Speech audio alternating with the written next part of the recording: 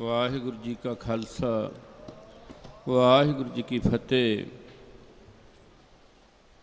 ਪਰਮ ਸਤਿਕਾਰਯੋਗ ਗੁਰੂ ਸਰੂਪ ਪਿਆਰੀ ਸਾਧ ਸੰਗਤ ਜੀਓ, ਅੱਜ ਬਹੁਤ ਵੱਡਾ ਦਿਹਾੜਾ ਹੈ। ਇਸ ਦਿਹਾੜੇ 'ਤੇ ਖਾਲਸੇ ਨੂੰ ਜਨਮ ਦਿੱਤਾ ਹੈ। ਦੋ ਕੁ ਵਿਚਾਰਾਂ ਨਿੱਕੀਆਂ ਨਿੱਕੀਆਂ ਕਰਨ ਤੋਂ ਖਿਆਲ ਕਰਨਾ। ਸਾਰੀ ਸੰਗਤ ਨੂੰ ਬੇਨਤੀ ਹੈ ਵੀ ਗੁਰੂ ਨਾਨਕ ਦੇਵ ਮਹਾਰਾਜ ਜੀ ਜਦੋਂ ਸੱਚਖੰਡ ਗਏ ਤੇ ਬਾਲਾ ਜੀ ਗੁਰੂ ਨਾਨਕ ਦੇਵ ਮਹਾਰਾਜ ਜੀ ਦੇ ਦੂਸਰੇ ਸਰੂਪ ਗੁਰੂ ਅੰਗਦ ਦੇਵ ਮਹਾਰਾਜ ਜੀ ਕੋਲ ਆਏ। ਮਨ ਵਿੱਚ ਕੋਈ ਵਹਿਮ ਭਰਮ ਸੀ। ਜਦੋਂ ਸਤਿਗੁਰਾਂ ਨੇ ਕੱਢ ਦਿੱਤਾ ਤੇ ਗੁਰੂ ਨਾਨਕ ਦੇਵ ਮਹਾਰਾਜ ਜੀ ਦੇ ਦੂਸਰੇ ਸਰੂਪ ਨੂੰ ਨਮਸਕਾਰ ਕੀਤੀ, ਡੰਡੌਤ ਬੰਦਨ ਕੀਤੀ। ਉਸ ਤੋਂ ਬਾਅਦ ਗੁਰੂ ਅੰਗਦ ਦੇਵ ਮਹਾਰਾਜ ਜੀ ਸੱਚਖੰਡ ਨੂੰ ਗਏ। ਗੁਰੂ ਅਮਰਦਾਸ ਮਹਾਰਾਜ ਜੀ ਨੇ ਸੇਵਾ ਸੰਭਾਲ ਲਈ। ਗੁਰੂ ਨਾਨਕ ਤੋਂ ਲਾ ਕੇ ਹਰਗੋਬਿੰਦ ਪਾਤਸ਼ਾਹ ਤੱਕ ਬਾਬਾ ਬੁੱਢਾ ਸਾਹਿਬ ਜੀ ਤੇ ਭਾਈ ਗੁਰਦਾਸ ਜੀ ਨਾਲ ਚੱਲਦੇ ਆਏ। ਜਦੋਂ ਗੁਰਗੱਦੀ ਚੌਥੇ ਪਾਤਸ਼ਾਹ ਗੁਰੂ ਰਾਮਦਾਸ ਮਹਾਰਾਜ ਜੀ ਦੇ ਕੋਲ ਆਈ ਤੇ ਗੁਰੂ ਰਾਮਦਾਸ ਜੀ ਨੇ ਬਾਬਾ ਬੁੱਢਾ ਜੀ ਨੂੰ ਬਾਬਾ ਜੀ ਕਰਕੇ ਸਤਿਕਾਰ ਨਾਲ ਆਵਾਜ਼ ਮਾਰੀ। ਬਾਬਾ ਜੀ ਅੱਗੋਂ ਬੋਲੇ, ਮਹਾਰਾਜ ਜੀ ਮੈਨੂੰ ਅੰਦਰਲੀ ਅੱਖ ਨਾਲ ਪਤਾ ਲੱਗਾ ਹੈ ਕਿ ਤੁਸੀਂ ਨਾਨਕ ਸਰੂਪ ਹੋ, ਗੁਰੂ ਨਾਨਕ ਦਾ ਹੀ ਸਰੂਪ ਹੋ। ਸਤਿਕਾਰ ਵਜੋਂ ਛੇਵੇਂ ਪਾਤਸ਼ਾਹ ਹਰਗੋਬਿੰਦ ਸਾਹਿਬ ਮਹਾਰਾਜ ਤੱਕ ਬਾਬਾ ਬੁੱਢਾ ਜੀ ਨੂੰ ਬਾਬਾ ਜੀ ਜ਼ਰੂਰ ਕਿਹਾ ਜਾਂਦਾ ਸੀ, ਪਰ ਉਹਨਾਂ ਨੇ ਆਪਣੇ ਆਪ ਨੂੰ ਬਹੁਤ ਨੀਵਾਂ ਰੱਖਿਆ। ਜੇ ਗੁਰੂ ਕੇ ਮਹਿਲ ਵੀ ਗਏ ਤੇ ਮਾਤਾ ਜੀ ਤੋਂ ਬਿਨਾਂ ਨਹੀਂ ਬੋਲੇ, ਪਿਤਾ ਜੀ ਤੋਂ ਬਿਨਾਂ ਨਹੀਂ ਬੋਲੇ, ਭਾਵੇਂ ਪਿਤਾ ਜੀ ਦੀ ਉਮਰ ਛੋਟੀ ਸੀ। ਪਿਆਰਿਓ, ਕਰਮਾਂ ਵਾਲਿਓ, ਅੱਜ ਸਤਿਗੁਰੂ ਬਾਬਾ ਤਰਲੋਕ ਸਿੰਘ ਦੀ ਜੋਤ ਬਾਬਾ ਗੁਰਮੇਲ ਸਿੰਘ ਮਹਾਰਾਜ ਜੀ ਵਿੱਚ ਆਈ। ਉਸ ਤੋਂ ਉਪਰੰਤ ਕੁਝ ਸਮੇਂ ਤੋਂ ਬਾਅਦ ਬਾਬਾ ਤਰਲੋਕ ਸਿੰਘ ਦੀ ਜੋਤ ਬਾਬਾ ਸੁਰਿੰਦਰ ਸਿੰਘ ਜੀ ਵਿੱਚ ਆਈ, ਜਿਹੜੇ ਸੋਝੀ ਵਾਲੇ ਅੱਖਾਂ ਵਾਲੇ। ਉਹਨਾਂ ਨੇ ਉਹਨਾਂ ਨੂੰ ਬਾਬਾ ਤਰਲੋਕ ਸਿੰਘ ਜੀ ਗੱਦੀ ਦਾ ਵਾਰਸ, ਮੌਕਾ ਦਾ ਹਾਕਮ ਸਮਝ ਕੇ ਨਮਸਕਾਰ ਕੀਤੀ। ਹੰਕਾਰੀ ਪੁਰਸ਼ਾਂ ਨੂੰ ਜਾਂ ਘੱਟ ਸੋਝੀ ਵਾਲਿਆਂ ਨੂੰ ਨਹੀਂ ਪਤਾ ਲੱਗਾ ਕਿ ਬਾਬਾ ਤਰਲੋਕ ਸਿੰਘ ਦੀ ਜੋਤ ਹੀ ਅੱਜ ਬਾਬਾ ਸੁਰਿੰਦਰ ਸਿੰਘ ਵਿੱਚ ਹੈ। ਜਿੰਨਾ ਸਮਾਂ ਅਕਾਲ ਪੁਰਖ ਵਾਹਿਗੁਰੂ ਨੇ ਉਹਨਾਂ ਨੂੰ ਬਖਸ਼ਿਆ, ਇਹ ਸਾਡੇ ਹੀ ਭਾਰ।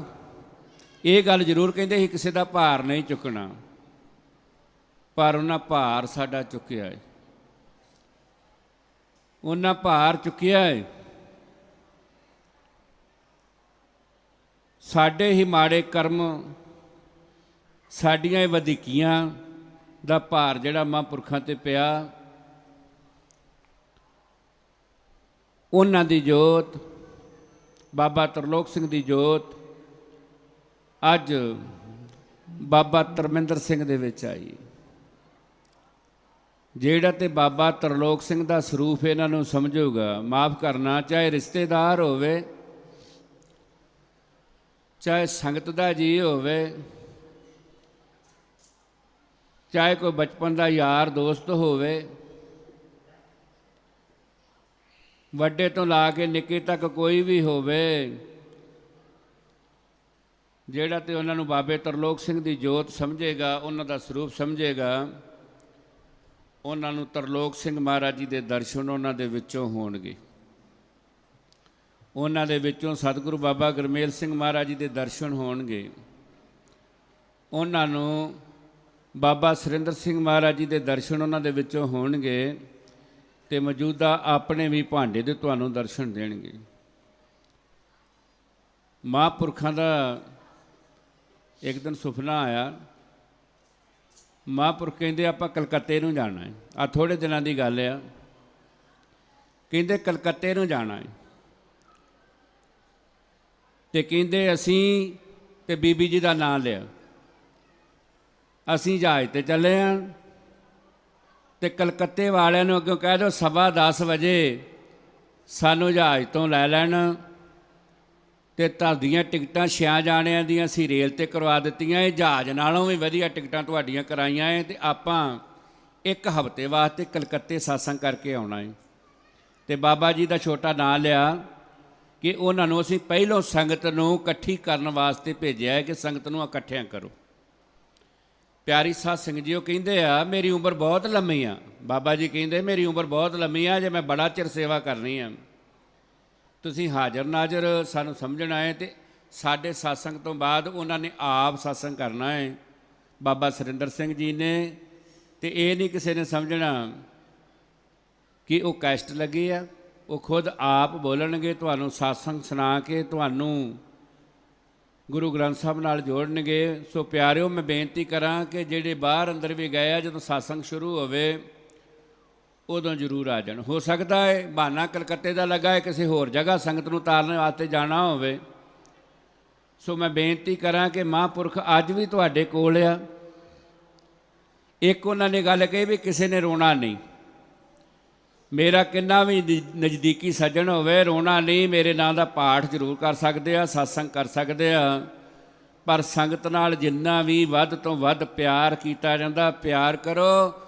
ਜਿਹੜਾ ਮੇਰੇ ਬੱਚਿਆਂ ਨੂੰ ਮੇਰੀਆਂ ਧੀਆਂ ਨੂੰ ਇਹ ਸੰਗਤ ਮੇਰੇ ਬੱਚੇ ਮੇਰੀਆਂ ਨੌਵਾਂ ਤੇ ਮੇਰੀਆਂ ਧੀਆਂ ਇਹ ਸੰਗਤ ਜਿਹਨੇ ਇਹਨੂੰ ਮਾੜਾ ਬਚਨ ਬੋਲਿਆ ਉਹ ਆਪਣਾ ਕੀਤਾ ਆਪ ਪਾਵੇਗਾ। ਸੋ ਪਿਆਰੀ ਸਾਧ ਸੰਗਤ ਜੀਓ ਮੈਂ ਤਾਂ ਕਰਕੇ ਪਹਿਲਾਂ ਵੀ ਬੇਨਤੀ ਕੀਤੀ ਕਿ ਸਾਰੀ ਸੰਗਤ ਨੂੰ ਜਿੰਨੇ ਵੀ ਪ੍ਰਬੰਧਕ ਆ ਇਹ ਮੈਸੇਜ ਮਹਾਰਾਜ ਜੀ ਦਾ ਹੈ ਕਿ ਤੁਸੀਂ ਸਾਰੀ ਸੰਗਤ ਨੂੰ ਪਿਆਰ ਕਰਨਾ ਹੈ। ਸਾਰੀ ਸੰਗਤ ਨੂੰ ਵੱਧ ਤੋਂ ਵੱਧ ਪਿਆਰ ਕਰੋ। ਸੰਗਤ ਨੂੰ ਵਿਰਾਗ ਆ, ਸੰਗਤ ਰੋਂਦੀ ਆ, ਪਰ ਉਹਨੂੰ ਗਲ ਦੇ ਨਾਲ ਲੈ ਕੇ ਪਿਆਰ ਕਰੋ ਕਿ ਮਹਾਰਾਜ ਜੀ ਕਿਤੇ ਨਹੀਂ ਗਏ। ਜਦੋਂ 10ਵੇਂ ਪਾਤਸ਼ਾਹ ਗੁਰੂ ਗੋਬਿੰਦ ਸਿੰਘ ਮਹਾਰਾਜ 1708 ਵਿੱਚ ਆਪਣੇ ਹੱਥੀਂ ਅੰਗੀਠਾ ਸਾਹਿਬ ਤਿਆਰ ਕਰਾ ਕੇ ਗਏ ਨਾ, ਤੰਬੂ ਵਿੱਚ ਵੜ ਗਏ। ਸਾਰਾ ਉਹ ਸਮੇਂ ਮੁਤਾਬਕ ਜੋ ਕਾਰ ਵਿਹਾਰ ਸੀ ਉਹ ਹੋਇਆ ਤੇ ਸੰਗਤ ਰੋਣ ਲੱਗ ਪਈ। ਸੰਗਤ ਬੜੇ ਵਿਰਾਗ ਵਿੱਚ ਆਈ। ਇੱਕ ਗੁਰਸਿੱਖ ਸੀ, ਉਹਨੂੰ ਬਾਟਾ ਕੜਾਹ ਪ੍ਰਸ਼ਾਦ ਵਾਲਾ ਸਤਿਗੁਰਾਂ ਨੇ ਦਿੱਤਾ ਤੇ ਜਾ ਸੰਗਤ ਨੂੰ ਕਹਿ ਦੇ ਜਾ ਕੇ। ਸਿੱਧਾ ਨਹੀਂ ਕਿਹਾ, ਕਿਸੇ ਦੇ ਬਹਾਨੇ ਕਿਸੇ ਦੇ ਵਿੱਚ ਜਾ ਕੇ ਬੋਲ ਰਹੇ। ਹੋ ਸਕਦਾ ਹੈ ਕਿ ਜੇ ਮੇਰੇ ਨਾਲ ਇੰਨੀ ਕੁ ਵਿਚਾਰ ਹੋਈ ਤੇ ਹੋਈ ਹੋਰ ਵੀ ਕਿਸੇ ਨਾਲ ਹੋਵੇਗੀ। ਕਹਿੰਦੇ ਜਾ ਕੇ ਸੰਗਤ ਨੂੰ ਕਹਿ ਦਿਓ ਰੋਣਾ ਨਹੀਂ, ਸਤਿਗੁਰ ਤੁਹਾਡੇ ਸਦਾ ਅੰਗ ਸੰਗ ਹੈ, ਸਤਿਗੁਰ ਸਦਾ ਤੁਹਾਡੇ ਕੋਲ ਆ। ਸੋ ਬਾਬਾ ਸੁਰਿੰਦਰ ਸਿੰਘ ਜੀ ਕਿਤੇ ਨਹੀਂ ਗਏ, ਤੁਹਾਡੇ ਕੋਲ ਆ। ਇਹਨਾਂ ਨੂੰ ਹਾਜ਼ਰ ਨਾਜ਼ਰ ਸਮਝ ਕੇ ਇਹਨਾਂ ਦੇ ਬਚਨ ਅੱਜ ਵੀ ਤੁਸੀਂ ਕਮਾਉਣੇ ਆ। ਉਹਨਾਂ ਦੇ ਬਚਨਾਂ ਦੀ ਅੱਜ ਵੀ ਤੁਸੀਂ ਪਾਲਣਾ ਕਰਨੀ ਆ। ਅਰਦਾਸ ਕਰੋ ਕਿ ਜਿਹਨੂੰ ਇਹ ਸੇਵਾ ਸੰਭਾਲੀ ਆ ਸਤਿਗੁਰ ਸੱਚੇ ਪਾਤਸ਼ਾਹ ਬਹੁਤ ਲੰਮੀ ਉਮਰ ਹੋਵੇ, ਪੁੱਤਾਂ ਪੜਪੋਤਿਆਂ ਵਾਲਾ ਹੋਵੇ, ਇਸ ਦਰਬਾਰ ਦੀ ਸ਼ਾਨ ਨੂੰ ਬਹੁਤ ਅੱਗੇ ਲੈ ਕੇ ਜਾਵੇ। ਸਾਰੀ ਸੰਗਤ ਉਹਨਾਂ ਦੇ ਨਾਂ ਦੀ ਇੱਕ ਵਾਰ ਆਪਣੇ ਮਨ ਵਿੱਚ ਅਰਦਾਸ ਕਰੋ। ਹੱਸਣ ਦੀ ਲੋੜ ਨਹੀਂ, ਗੱਲਾਂ ਦੀ ਲੋੜ ਨਹੀਂ, ਇਹ ਵਿਚਾਰ ਦੀ ਲੋੜ ਹੈ ਕਿ ਸਾਰੀ ਸੰਗਤ ਹੱਥ ਜੋੜ ਕੇ ਆਖੋ ਕਿ ਮਹਾਰਾਜ ਜੀ ਤੇਰੀ ਫੁੱਲਵਾੜੀ ਵਾਲਾ ਫੁੱਲ ਜੁੱਗਾਂ ਤੱਕ ਹੱਸਦਾ ਰਹੇ, ਇਹ ਦਰਬਾਰ ਜੁੱਗਾਂ ਤੱਕ ਵਸਦਾ ਰਹੇ। ਇੱਕ ਮਾਮੂਲੀ ਘਰ ਦਾ ਭਾਰ ਚੁੱਕਣਾ ਬਹੁਤ ਔਖਾ ਹੈ ਤੇ ਏਡੇ ਵੱਡੇ ਦਰਬਾਰ ਦਾ ਭਾਰ ਗੁਰੂ ਨਾਨਕ ਦੀ ਕਿਰਪਾ ਹੋਵੇ ਤੇ ਚੁੱਕਿਆ ਜਾਂਦਾ ਹੈ। ਸੋ ਸਾਰੀ ਸੰਗਤ ਵਾਹਿਗੁਰੂ ਦਾ ਨਾਮ ਲੈ ਕੇ ਆਖੋ ਮਹਾਰਾਜ ਹੇ ਸੱਚੇ ਪਾਤਸ਼ਾਹ ਗੁਰੂ ਨਾਨਕ ਦੇਵ, ਹੇ ਸਤਿਗੁਰੂ ਗੁਰੂ ਗੋਬਿੰਦ ਸਿੰਘ ਮਹਾਰਾਜ, ਬਾਬਾ ਤਰਲੋਕ ਸਿੰਘ ਜੀ, ਬਾਬਾ ਗੁਰਮੇਲ ਸਿੰਘ ਜੀ, ਬਾਬਾ ਸੁਰਿੰਦਰ ਸਿੰਘ ਜੀ, ਸੰਤ ਬਾਬਾ ਧਰਮਿੰਦਰ ਸਿੰਘ ਨੂੰ ਬਹੁਤ ਲੰਮੀ ਆਰਜੂ ਪੁੱਤਾਂ ਪੜਪੋਤਿਆਂ ਵਾਲਾ ਕਰੋ। ਬਹੁਤ ਵੱਡੀ ਵੇਲ ਵਧੇ ਬਾਬੇ ਤਰਲੋਕ ਸਿੰਘ ਦੇ ਦਰਬਾਰ ਦੀ। ਗੁਰੂ ਨਾਨਕ ਨਾਮ ਚੜ੍ਹਦੀ ਕਲਾ, ਤੇਰੇ ਭਾਣੇ ਸਰਬੱਤ ਦਾ ਭਲਾ। ਜਦੋਂ ਹਿੰਦੁਸਤਾਨ ਦੀ ਧਰਤੀ ਉੱਤੇ ਜ਼ੁਲਮ ਹੋਣੇ ਸ਼ੁਰੂ ਹੋਏ, ਸੈਂਕੜੇ ਸਾਲ ਹਿੰਦੁਸਤਾਨ ਦੀ ਧਰਤੀ 'ਤੇ ਜ਼ੁਲਮ ਹੁੰਦੇ ਰਹੇ। ਉਹਨਾਂ ਜ਼ੁਲਮਾਂ ਨੂੰ ਰੋਕਣ ਵਾਸਤੇ ਗੁਰੂ ਨਾਨਕ ਦੇਵ ਮਹਾਰਾਜ ਦੀ ਨਾਮੀ ਜੋਤ ਗੁਰੂ ਤੇਗ ਬਹਾਦਰ ਸਾਹਿਬ ਜੀ ਨੇ ਆਪਣਾ ਦਿੱਲੀ ਜਾ ਕੇ ਸੀਸ ਦਿੱਤਾ। ਇਸ ਦਿਨ ਨੂੰ ਕਿਉਂ ਮੁੱਖ ਰੱਖਿਆ? ਕੀ ਲੋੜ ਪਈ? ਕਿਉਂ ਪੰਜਾਂ ਸਿੱਖਾਂ ਦੇ ਸਿਰ ਕੱਟੇ? ਥੋੜ੍ਹੇ ਸਮੇਂ ਵਿੱਚ ਸਮਾਪਤੀ ਕੀਤੀ ਜਾਵੇਗੀ। ਮੈਂ ਬੇਨਤੀ ਕਰਾਂ ਪੰਜਾਂ ਹੀ ਸਿੱਖਾਂ ਨੂੰ ਕਿ ਇੱਕ ਇੱਕ ਟੱਪੇ ਦਾ ਸ਼ਬਦ ਅੱਜ ਪੰਜਾਂ ਨੇ ਬੋਲਣਾ ਹੈ। ਸਾਰੇ ਬੋਲਣ, ਇੱਕ ਇੱਕ ਟੱਪਾ ਜ਼ਰੂਰ ਗੁਰੂ ਦੇ ਲੇਖੇ ਵਿੱਚ ਲਾਉਣ। ਅੱਜ ਤੁਹਾਡਾ ਜਨਮ ਦਿਨ ਹੈ। ਪੰਜ ਸਿੰਘ ਸਾਹਿਬਾਨ ਜਿਨ੍ਹਾਂ ਨੇ ਅੱਜ ਦੇ ਦਿਨ ਆਪਣਾ ਸੀਸ ਦੇ ਕੇ ਇਹ ਖਾਲਸੇ ਨੇ ਨਵੇਂ ਸਿਰੇ ਆਪਣੇ ਇਸ ਸਮੇਂ ਨੂੰ ਅੱਗੇ ਲਿਆ ਹੈ। 500 ਪੰਡਤ ਕਸ਼ਮੀਰ ਦੀ ਧਰਤੀ ਤੋਂ ਚੱਲ ਕੇ ਸ੍ਰੀ ਅਨੰਦਪੁਰ ਸਾਹਿਬ ਆਇਆ। ਪਿਆਰੀ ਸਾਧ ਸੰਗਤ ਜੀਓ, 500 ਪੰਡਤ ਨੇ ਇੱਕ ਦਿਨ ਪਹਿਲਾਂ ਇਕੱਠੇ ਹੋ ਕੇ ਵਿਚਾਰ ਕੀਤੀ ਕਿ ਅਸੀਂ ਕਿਹਦੇ ਅੱਗੇ ਫਰਿਆਦ ਕਰੀਏ, ਕਿਹੜਾ ਸਾਡੇ ਧਰਮ ਨੂੰ ਬਚਾਵੇਗਾ। ਤੇ ਪੰਡਤ ਕਿਰਪਾ ਰਾਮ ਦੱਤ ਨੇ ਕਿਹਾ ਕਿ ਕਸ਼ਮੀਰ ਦੀ ਧਰਤੀ ਵਿੱਚ ਇੱਕ ਦਰਬਾਰ ਹੈ ਅਮਰਨਾਥ ਦਾ, ਆਪਾਂ ਅਮਰਨਾਥ ਦਰਬਾਰ ਵਿੱਚ ਜਾਈਏ, ਉੱਥੇ ਜਾ ਕੇ ਅਰਦਾਸ ਕਰੀਏ। ਅਮਰਨਾਥ ਦਾ ਦਰਬਾਰ ਕਿਹੜਾ ਹੈ? ਜਿੱਥੇ ਸ਼ਿਵਜੀ ਮਹਾਰਾਜ ਨੇ ਪਾਰਬਤੀ ਨੂੰ ਅਮਰ ਕਥਾ ਸੁਣਾਈ ਸੀ। ਉਸ ਦਰਬਾਰ ਵਿੱਚ ਗਏ। ਉੱਥੇ ਜਾ ਕੇ 500 ਪੰਡਤ ਨੇ ਇੱਕ ਲੱਤ ਦੇ ਇੱਕ ਗੂਠੇ ਦੇ ਭਾਰ ਖੜੇ ਹੋ ਕੇ ਅਰਦਾਸ ਕੀਤੀ, ਹੇ ਰਾਮ ਜੀ, ਹੇ ਅੱਲਾ ਜੀ, ਹੇ ਖੁਦਾ ਜੀ, ਹੇ ਵਾਹਿਗੁਰੂ ਜੀ, ਸਾਡੇ ਧਰਮ ਨੂੰ ਬਚਾਓ। ਜਿਸ ਤਰ੍ਹਾਂ ਵੀ ਸਾਡਾ ਧਰਮ ਬਚ ਸਕਦਾ ਹੈ, ਸਾਡੇ ਧਰਮ 'ਤੇ ਕਿਰਪਾ ਕਰੋ। ਅਰਦਾਸ ਕਰਨ ਤੋਂ ਬਾਅਦ ਅਮਰਨਾਥ ਦੇ ਮੰਦਿਰ ਵਿੱਚੋਂ ਆਵਾਜ਼ ਆਈ। ਜਿਹੜਾ ਅਮਰਨਾਥ ਦਾ ਮੰਦਿਰ ਸੀ ਉਹਦੇ ਵਿੱਚੋਂ ਆਵਾਜ਼ ਆਈ ਕਿ ਗੁਰੂ ਨਾਨਕ ਦੀ ਗੱਦੀ ਦਾ ਵਾਰਸ ਗੁਰੂ ਤੇਗ ਬਹਾਦਰ ਸਾਹਿਬ ਆ, ਸ੍ਰੀ ਅਨੰਦਪੁਰ ਸਾਹਿਬ ਬਿਰਾਜਮਾਨ, ਤੇ ਗੁਰੂ ਨਾਨਕ ਦੇ ਘਰ ਜਾ ਕੇ ਉਹਦੇ ਚਰਨਾਂ ਵਿੱਚ ਪੁਕਾਰ ਕਰੋ, ਤੁਹਾਡੀ ਗੁਰੂ ਨਾਨਕ ਬਾਂਹ ਫੜੇਗਾ। ਗੱਜ ਕੇ ਬੋਲੋ ਸਤਨਾਮ ਸ੍ਰੀ ਵਾਹਿਗੁਰੂ। ਤੁਹਾਡੀ ਬਾਂਹ ਗੁਰੂ ਨਾਨਕ ਜੀ ਫੜਨਗੇ ਜਦੋਂ ਤੁਸੀਂ ਉਹਨਾਂ ਦੇ ਦਰਬਾਰ ਵਿੱਚ ਜਾ ਕੇ ਬੇਨਤੀ ਕੀਤੀ। ਪਿਆਰੀ ਸਾਧ ਸੰਗਤ ਜੀ, ਉਹ 500 ਪੰਡਤ ਕਿਰਪਾ ਰਾਮ ਦੱਤ ਦੀ ਅਗਵਾਈ ਵਿੱਚ ਤੁਰ ਕੇ ਜੰਗਲਾਂ ਦੇ ਵਿੱਚ ਨਹੀਂ ਹੁੰਦੇ ਸ੍ਰੀ ਅਨੰਦਪੁਰ ਸਾਹਿਬ ਪਹੁੰਚੇ। ਇਸੇ ਤਰ੍ਹਾਂ ਸਤ ਸੰਗਤ ਚੱਲ ਰਹੀ ਸੀ। ਗੁਰੂ ਨਾਨਕ ਦੇ ਘਰ ਵਿੱਚ ਸਦਾ ਕੀਰਤਨ ਸਤਸੰਗ ਚੱਲਦਾ ਹੈ। ਸਤਸੰਗ ਚੱਲ ਰਿਹਾ ਸੀ, ਸੰਗਤਾਂ ਬੈਠੀਆਂ ਸੀ। ਯਕਦਮ ਜਦੋਂ 500 ਆਦਮੀ ਇਕੱਠਾ ਵੇਖਿਆ ਹੈ ਤੇ ਜਿਹੜੇ ਉੱਥੇ ਸੇਵਾਦਾਰ ਸੀ ਉਹਨਾਂ ਨੇ ਜਾ ਕੇ ਗੁਰੂ ਤੇਗ ਬਹਾਦਰ ਸਾਹਿਬ ਮਹਾਰਾਜ ਦੇ ਚਰਨਾਂ ਵਿੱਚ ਬੇਨਤੀ ਕੀਤੀ। ਲੰਮੀਆਂ ਲੰਮੀਆਂ ਬੋਦੀਆਂ ਤੇ ਧੋਤੀਆਂ ਵਾਲੇ ਪੰਡਤ, 500 ਪੰਡਤ, ਧਿਆਨ ਨਾਲ ਸਰਵਣ ਕਰਿਓ। 500 ਪੰਡਤ ਮਹਾਰਾਜ ਜੀ ਤੁਹਾਡੇ ਦਰਬਾਰ ਵਿੱਚ ਆਏ ਤੇ ਮਹਾਰਾਜ ਜੀ ਕਹਿੰਦੇ ਉਹਨਾਂ ਨੂੰ ਪਹਿਲਾਂ ਪ੍ਰਸ਼ਾਦਾ ਛਕਾਓ। ਜਿਸ ਤਰ੍ਹਾਂ ਇਸ ਦਰਬਾਰ ਵਿੱਚ ਵੀ ਸੇਵਾ ਚੱਲਦੀ ਹੈ, ਬਾਅਦ ਵਿੱਚ ਨਮਸਕਾਰ ਹੋਵੇਗੀ, ਪਹਿਲਾਂ ਸਾਰੀ ਸੰਗਤ ਪ੍ਰਸ਼ਾਦਾ ਛਕੋ। ਬਹੁਤ ਵੱਡੀ ਪਰਬਕਾਰੀ ਆ ਪ੍ਰਸ਼ਾਦੇ ਵਾਲੀ ਵੀ। ਇੱਕ ਗੁਰੂ ਨਾਨਕ ਦੇ ਘਰ ਤੋਂ ਬਾਹਰ ਕਿਤੇ ਵੀ ਪ੍ਰਸ਼ਾਦਾ ਕਿਸੇ ਨੂੰ ਨਹੀਂ ਜੇ ਮਿਲਦਾ। ਕਹਿੰਦੇ 500 ਪੰਡਤ ਨੂੰ ਪ੍ਰਸ਼ਾਦਾ ਛਕਾਓ। ਪ੍ਰਸ਼ਾਦਾ ਛਕਾ ਕੇ ਇਹ ਪੰਡਤ ਥੱਕੇ ਟੁੱਟੇ ਆ, ਇਹਨਾਂ ਨੂੰ ਆਖੋ ਇਸ਼ਨਾਨ ਕਰਕੇ ਕੱਪੜੇ ਬਦਲ ਕੇ ਫਿਰ ਸਾਡੇ ਕੋਲ ਆਓ। ਇਸ਼ਨਾਨ ਕਰਨਾ ਥਕੇਵਾਂ ਲੈ ਜਾਂਦਾ ਹੈ। ਪੰਡਤਾਂ ਨੇ ਆਣ ਕੇ ਬੇਨਤੀ ਕੀਤੀ, ਇਸ਼ਨਾਨ ਕਰਕੇ ਪ੍ਰਸ਼ਾਦਾ ਛਕ ਕੇ ਸੱਚੇ ਪਾਤਸ਼ਾਹ ਗਲ ਵਿੱਚ ਪੱਲਾ ਪਾਇਆ ਹੈ, ਅਰਦਾਸ ਕੀਤੀ, ਦੀਨ ਦੁਨੀਆ ਦਾ ਮਾਲਕਾ, ਅਸੀਂ ਤੇਰੇ ਦੁਆਰੇ ਤੇ ਬੇਨਤੀ ਕਰਨ ਵਾਸਤੇ ਆਏ।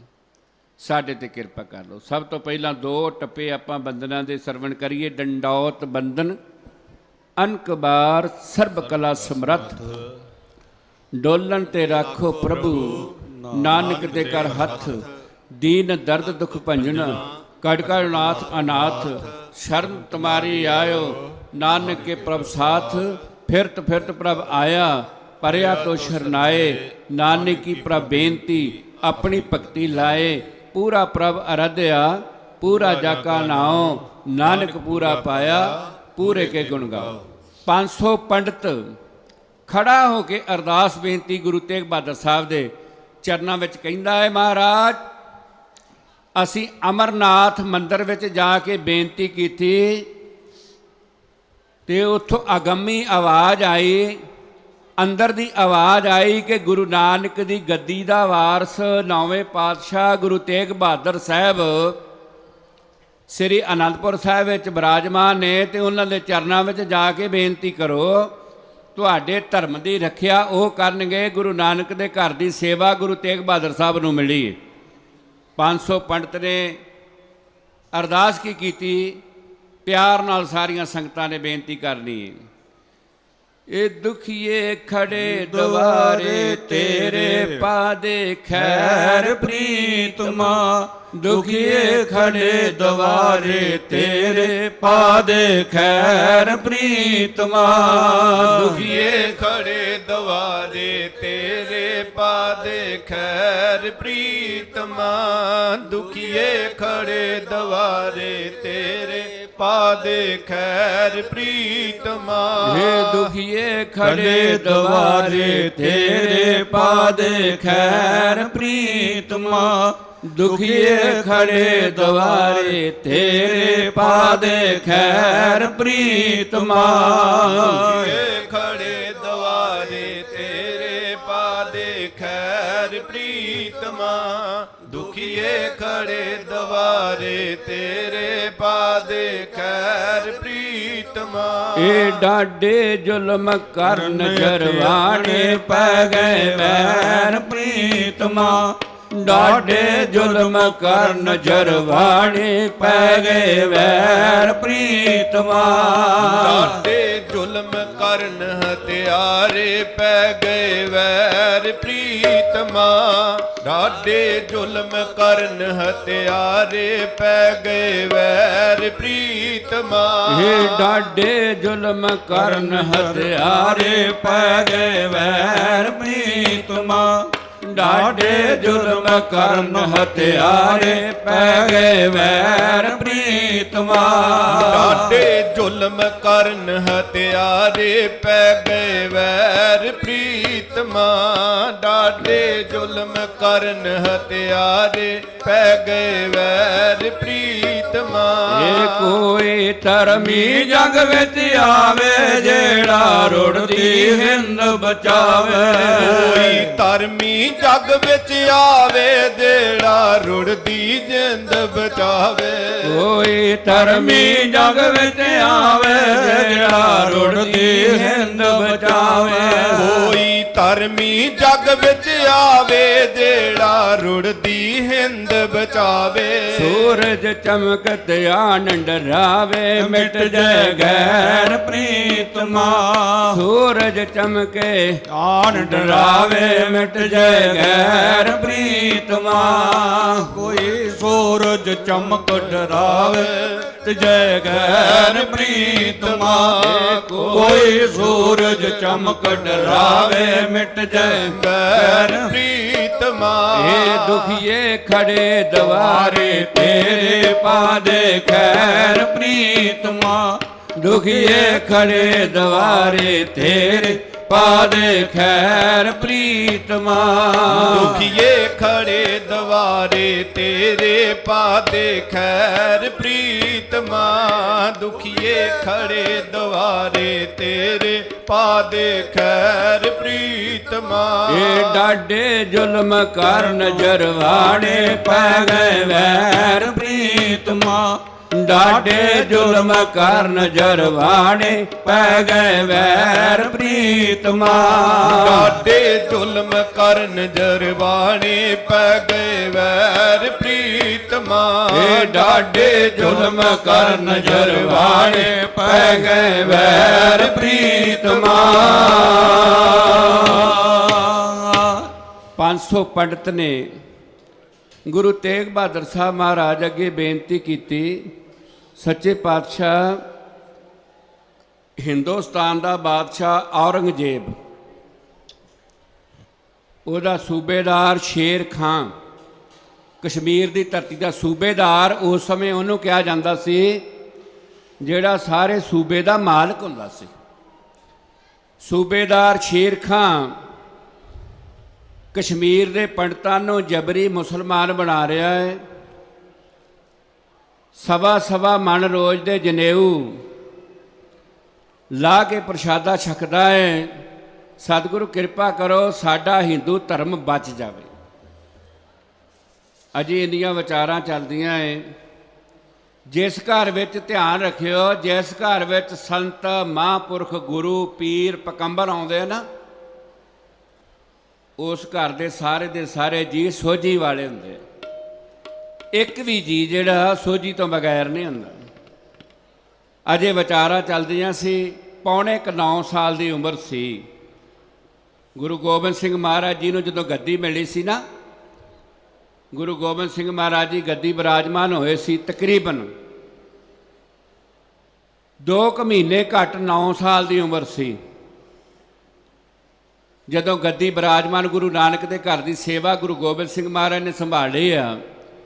ਉਸ ਵੇਲੇ ਖਾਲਸੇ ਨੇ, ਉਸ ਵੇਲੇ ਗੁਰੂ ਨਾਨਕ ਦੀ ਸੰਗਤ ਨੇ ਗੁਰੂ ਨਾਨਕ ਸਰੂਪ ਗੁਰੂ ਗੋਬਿੰਦ ਸਿੰਘ ਮਹਾਰਾਜ ਜੀ ਨੂੰ ਸਮਝਿਆ ਸੀ। ਕੋਈ ਪੌਣੇ 9 ਸਾਲ ਦੀ ਉਮਰ ਹੈ ਤੇ ਗੁਰੂ ਗੋਬਿੰਦ ਰਾਏ ਜੀ, ਉਦੋਂ ਗੋਬਿੰਦ ਰਾਏ ਨਾਮ ਸੀ ਉਹਨਾਂ ਦਾ, ਸਿੰਘ ਅੱਜ ਦੇ ਨਾਮ ਤੋਂ ਬਣਿਆ ਸੀ। ਅੱਜ ਦੇ ਦਿਨ ਤੋਂ ਸਿੰਘ ਲੱਗਾ ਸੀ। ਉਹ ਆਣ ਕੇ ਕਹਿੰਦਾ, ਮਹਾਰਾਜ ਸੱਚੇ ਪਾਤਸ਼ਾਹ ਇਹ ਕੌਣ ਲੋਕ ਆਏ ਅੱਜ? ਇਹ 500 ਪੰਡਤ ਜਿਹੜਾ ਇਕੱਠਾ ਹੋ ਕੇ ਆਇਆ, ਕਿਹੜੇ ਕੰਮ ਲਈ ਆਇਆ ਹੈ? ਤੇ ਸਤਿਗੁਰ ਕਹਿੰਦੇ, ਹਿੰਦੁਸਤਾਨ ਦਾ ਬਾਦਸ਼ਾਹ ਔਰੰਗਜ਼ੇਬ ਜਬਰੀ ਮੁਸਲਮਾਨ ਬਣਾਉਣ ਦਾ ਟੀਚਾ ਰੱਖ ਲਿਆ ਹੈ। ਕਸ਼ਮੀਰ ਦੀ ਧਰਤੀ ਦਾ ਸੂਬੇਦਾਰ ਸ਼ੇਰ ਖਾਂ ਹੈ, ਉਹ ਜਬਰੀ ਮੁਸਲਮਾਨ ਬਣਾ ਰਿਹਾ ਹੈ।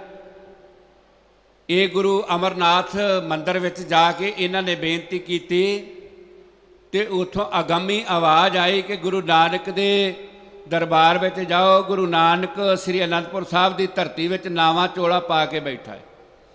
ਉਹਨਾਂ ਅੱਗੇ ਅਰਦਾਸ ਕਰੋ। ਤੇ ਸਾਡੇ ਕੋਲ ਅਰਦਾਸ ਕਰਨ ਵਾਸਤੇ ਆਏ ਆ ਕਿ ਸਾਡਾ ਧਰਮ ਕਿਸੇ ਤਰ੍ਹਾਂ ਬਚ ਜਾਵੇ।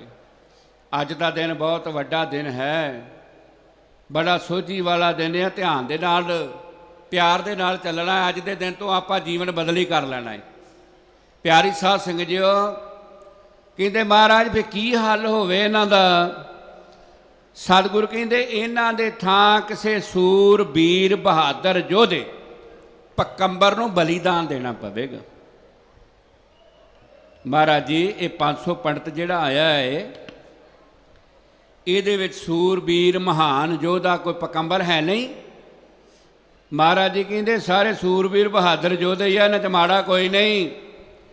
ਪਰ ਇਹਨਾਂ ਨੂੰ ਮਰਨ ਦਾ ਨਹੀਂ ਪਤਾ, ਇਹਨਾਂ ਨੂੰ ਵਿਚਾਰਿਆਂ ਨੂੰ ਮਰਨਾ ਨਹੀਂ ਆਉਂਦਾ। ਕਬੀਰ ਜਿਸ ਮਰਨੀ ਤੇ ਜਗ ਡਰੈ, ਮੇਰੇ ਮਨ ਆਨੰਦ, ਮਰਨੇ ਹੀ ਤੇ ਪਾਈਏ ਪੂਰਨ ਪਰਮਾਨੰਦ। ਕਹਿੰਦੇ ਇਹਨਾਂ ਨੂੰ ਮਰਨਾ ਨਹੀਂ ਆਉਂਦਾ, ਮਰ ਕੇ ਹੀ ਅਸਲ ਟਿਕਾਣੇ ਤੇ ਪਹੁੰਚਿਆ ਜਾਂਦਾ ਹੈ। ਇਹਨਾਂ ਨੂੰ ਮਰਨ ਦਾ ਨਹੀਂ ਪਤਾ। ਮਹਾਰਾਜ ਜੀ ਫਿਰ ਤੁਹਾਡੇ ਤੋਂ ਵੱਡਾ ਸੂਰਬੀਰ ਯੋਧਾ ਗੁਰੂ ਤੇਗ ਬਹਾਦਰ ਸਾਹਿਬ ਮਹਾਰਾਜ ਜੀ ਨੇ 6ਵੇਂ ਪਾਤਸ਼ਾਹ ਹਰਗੋਬਿੰਦ ਸਾਹਿਬ ਮਹਾਰਾਜ ਦੇ ਨਾਲ 4 ਜੰਗਾਂ ਲੜੀਆਂ ਸੀ। ਸਭ ਤੋਂ ਵੱਡੇ ਜੌਹਰ ਕਰਤਾਰਪੁਰ ਦੀ ਜੰਗ ਵਿੱਚ ਗੁਰੂ ਤੇਗ ਬਹਾਦਰ ਸਾਹਿਬ ਮਹਾਰਾਜ ਜੀ ਨੇ ਵਿਖਾਲੇ ਸੀ। ਪਹਿਲੋਂ ਗੁਰੂ ਤੇਗ ਬਹਾਦਰ ਸਾਹਿਬ ਦਾ ਨਾਂ ਸੀ ਤੇਗ ਮੱਲ, ਤੇ ਜਦੋਂ ਤੇਗ ਆਈ ਤੇ ਸਤਿਗੁਰਾਂ ਨੇ ਖੁਸ਼ ਹੋ ਕੇ ਹਰਗੋਬਿੰਦ ਪਾਤਸ਼ਾਹ ਨੇ ਉਹਨਾਂ ਦਾ ਨਾਂ ਤੇਗ ਬਹਾਦਰ ਰੱਖਿਆ ਵੀ ਤੂੰ ਤੇਗ ਦਾ ਬਹਾਦਰ ਏ, ਤੇਗ ਦਾ ਧਨੀ ਏ, ਤੇਰੇ ਵਰਗਾ ਕੋਈ ਬਹਾਦਰ ਨਹੀਂ। ਪਿਆਰੀ ਸਾਧ ਸੰਗਤ ਜੀਓ, ਕਹਿੰਦੇ ਫਿਰ ਤੁਹਾਡੇ ਤੋਂ ਵੱਡਾ ਸੂਰਮਾ ਕੌਣ ਹੈ, ਤੁਹਾਡੇ ਤੋਂ ਵੱਡਾ ਯੋਧਾ ਕੌਣ ਹੈ, ਤੁਹਾਡੇ ਤੋਂ ਵੱਡਾ ਪਕੰਬਰ ਕੌਣ ਹੈ? ਮਹਾਰਾਜ ਜਿੱਦਾਂ ਵੀ ਇਹਨਾਂ ਦਾ ਧਰਮ ਬਚਾਇਆ ਜਾਂਦਾ ਹੈ, ਇਹਨਾਂ ਦਾ ਜਾ ਕੇ ਧਰਮ ਬਚਾ ਦਿਓ। ਸਤਿਗੁਰ ਕਹਿੰਦੇ ਪੁੱਤਰ ਜੇ ਅਸੀਂ ਇਹਨਾਂ ਦਾ ਧਰਮ ਬਚਾਉਣ ਵਾਸਤੇ ਚਲੇ ਗਏ, ਧਿਆਨ ਰੱਖਿਓ, ਜੇ ਅਸੀਂ ਇਹਨਾਂ ਦਾ ਧਰਮ ਬਚਾਉਣ ਵਾਸਤੇ ਚਲੇ ਗਏ ਤੇ ਤੂੰ ਯਤੀਮ ਹੋ ਜਾਏਗਾ। ਬਾਪੂ ਮੇਰੇ ਇਕੱਲੇ ਦੇ ਯਤੀਮ ਹੋਣ ਨਾਲ ਕੋਈ ਨੁਕਸਾਨ ਨਹੀਂ ਹੋਣਾ, ਹਜ਼ਾਰਾਂ ਮਾਵਾਂ ਦੇ ਪੁੱਤਰ ਇਹ ਯਤੀਮ ਹੋਣ ਤੋਂ ਬਚਾ ਲਓ। ਸੱਚੇ ਪਾਤਸ਼ਾਹ ਤੁਸੀਂ ਬਚਾ ਸਕਦੇ ਹੋ, ਜਾਓ। ਅਜੇ ਇੰਨੀ ਵਿਚਾਰ ਚੱਲਦੀ ਸੀ, ਮਾਤਾ ਗੁਜਰੀ ਜੀ ਜਿਹੜਾ ਅੱਜ ਦੇ ਸਮੇਂ ਮੁਤਾਬਕ ਸਤਿਕਾਰ ਵਜੋਂ ਮਾਤਾ ਗੁਜਰ ਕੌਰ ਜੀ ਵੀ ਆਪਾਂ ਸਤਿਕਾਰ ਵਜੋਂ ਉਹਨਾਂ ਦਾ ਨਾਂ ਸਤਿਕਾਰਦੇ ਹਾਂ। ਮਾਤਾ ਜੀ ਵੀ ਆਏ। ਮਹਾਰਾਜ ਮਾਤਾ ਜੀ ਬਹੁਤ ਪਿਆਰ ਵਾਲੇ ਸੀ। ਮਹਾਰਾਜ ਇਹ ਕੌਣ ਲੋਕ ਆ? ਕਹਿੰਦੇ ਕਸ਼ਮੀਰ ਦੇ ਪੰਡਤ ਆਏ, ਦੁਖੀ ਹੋਏ ਆ, ਇਹਨਾਂ ਤੇ ਕਹਿਰ ਹੋ ਰਿਹਾ ਹੈ, ਇਹ ਗੁਰੂ ਨਾਨਕ ਦੇ ਦਰਬਾਰ ਵਿੱਚ ਬੇਨਤੀ ਕਰਨ ਵਾਸਤੇ ਆਏ ਆ ਤੇ ਯੋਧੇ ਸੂਰਮੇ ਦੀ ਲੋੜ ਆ ਇਹਨਾਂ ਨੂੰ। ਤੇ ਮਹਾਰਾਜ ਜੀ ਤੁਹਾਡਾ ਕੀ ਵਿਚਾਰ ਆ? ਕਹਿੰਦੇ ਤੇਰੇ ਪੁੱਤਰ ਨੇ ਸਾਨੂੰ ਹੁਕਮ ਦੇ ਦਿੱਤਾ। ਵੇਖੋ ਸਤਿਗੁਰ ਦਾ ਜਿਗਰਾ, ਸਤਿਗੁਰ ਦਾ ਦਿਲ। ਤੇਰੇ ਪੁੱਤਰ ਨੇ ਸਾਨੂੰ ਅੱਜ ਹੁਕਮ ਦੇ ਦਿੱਤਾ ਹੈ ਕਿ ਤੁਹਾਡੇ ਤੋਂ ਵੱਡਾ ਸੂਰਬੀਰ ਯੋਧਾ ਹੋਰ ਕੌਣ ਹੋ ਸਕਦਾ ਹੈ? ਧਰਮ ਨੂੰ ਤੁਸੀਂ ਬਚਾ ਸਕਦੇ, ਹੋਰ ਕੋਈ ਨਹੀਂ ਬਚਾ ਸਕਦਾ। ਤੇ ਮਾਤਾ ਜੀ ਰੱਬ ਦੇ ਨਾਮ ਵਾਲੇ, ਰੱਬ ਦਾ ਰੂਪ ਦੂਸਰਾ। ਮਾਤਾ ਜੀ ਕਹਿੰਦੇ ਜੇ ਮੇਰੇ ਕੱਲੀ ਦੇ ਸਿਰ ਨੰਗਾ ਹੋਣ ਨਾਲ ਹਜ਼ਾਰਾਂ ਮਾਈਆਂ ਦੇ ਸਿਰ ਕੱਜੇ ਜਾ ਸਕਦੇ ਜੇ ਤੁਸੀਂ ਦਿੱਲੀ ਜਾ ਕੇ ਸੀਸ ਦੇ ਦਿਓ। ਗੱਜ ਕੇ ਬੋਲੋ ਸਤਨਾਮ ਸ੍ਰੀ ਵਾਹਿਗੁਰੂ। ਤੁਸੀਂ ਦਿੱਲੀ ਜਾ ਕੇ ਸੀਸ ਦੇ ਦਿਓ। ਪਿਆਰੀ ਸਾਧ ਸੰਗਤ ਜੀਓ, ਜਦੋਂ ਇੰਨੀ ਗੱਲ ਬੰਦੀ ਸਤਿਗੁਰਾਂ ਨੇ ਕਿਹਾ ਕਸ਼ਮੀਰ ਦੇ ਪੰਡਤਾਂ ਨੂੰ ਜਾਓ ਕਹਿ ਦਿਓ, ਔਰੰਗਜ਼ੇਬ ਬਾਦਸ਼ਾਹ ਤੱਕ, ਸ਼ੇਖਾਂ ਤੱਕ ਜਾ ਕੇ ਦੱਸ ਦਿਓ ਜੇ ਗੁਰੂ ਤੇਗ ਬਹਾਦਰ ਸਾਹਿਬ ਨੂੰ ਮੁਸਲਮਾਨ ਬਣਾ ਲਓ, ਹਿੰਦੁਸਤਾਨ ਦੇ ਸਾਰੇ ਹਿੰਦੂ ਆਪਣੇ ਆਪ ਮੁਸਲਮਾਨ ਬਣ ਜਾਣਗੇ। ਇੱਕ ਚਿੱਠੀ ਲਿਖ ਕੇ ਦੇ ਦਿੱਤੀ। ਉਹ ਚਿੱਠੀ ਪੰਡਤਾਂ ਨੇ ਜਾ ਕੇ ਸ਼ੇਰ ਖਾਨ ਨੂੰ ਦੇ ਦਿੱਤੀ, ਸ਼ੇਰ ਖਾਨ ਨੇ ਜਾ ਕੇ ਔਰੰਗਜ਼ੇਬ ਬਾਦਸ਼ਾਹ ਨੂੰ ਦੇ ਦਿੱਤੀ। ਔਰੰਗਜ਼ੇਬ ਬਾਦਸ਼ਾਹ ਤੇ ਸ਼ੇਰ ਖਾਨ ਨੇ ਵਿਚਾਰ ਕੀਤੀ ਕਿ ਇਹ ਤੇ ਬੜੀ ਸੌਖੀ ਗੱਲ ਕਰ ਦਿੱਤੀ ਆ, ਬੜਾ ਸੌਖਾ ਤਰੀਕਾ ਹੈ ਸਾਰਿਆਂ ਨੂੰ ਮੁਸਲਮਾਨ ਬਣਾਉਣ ਦਾ।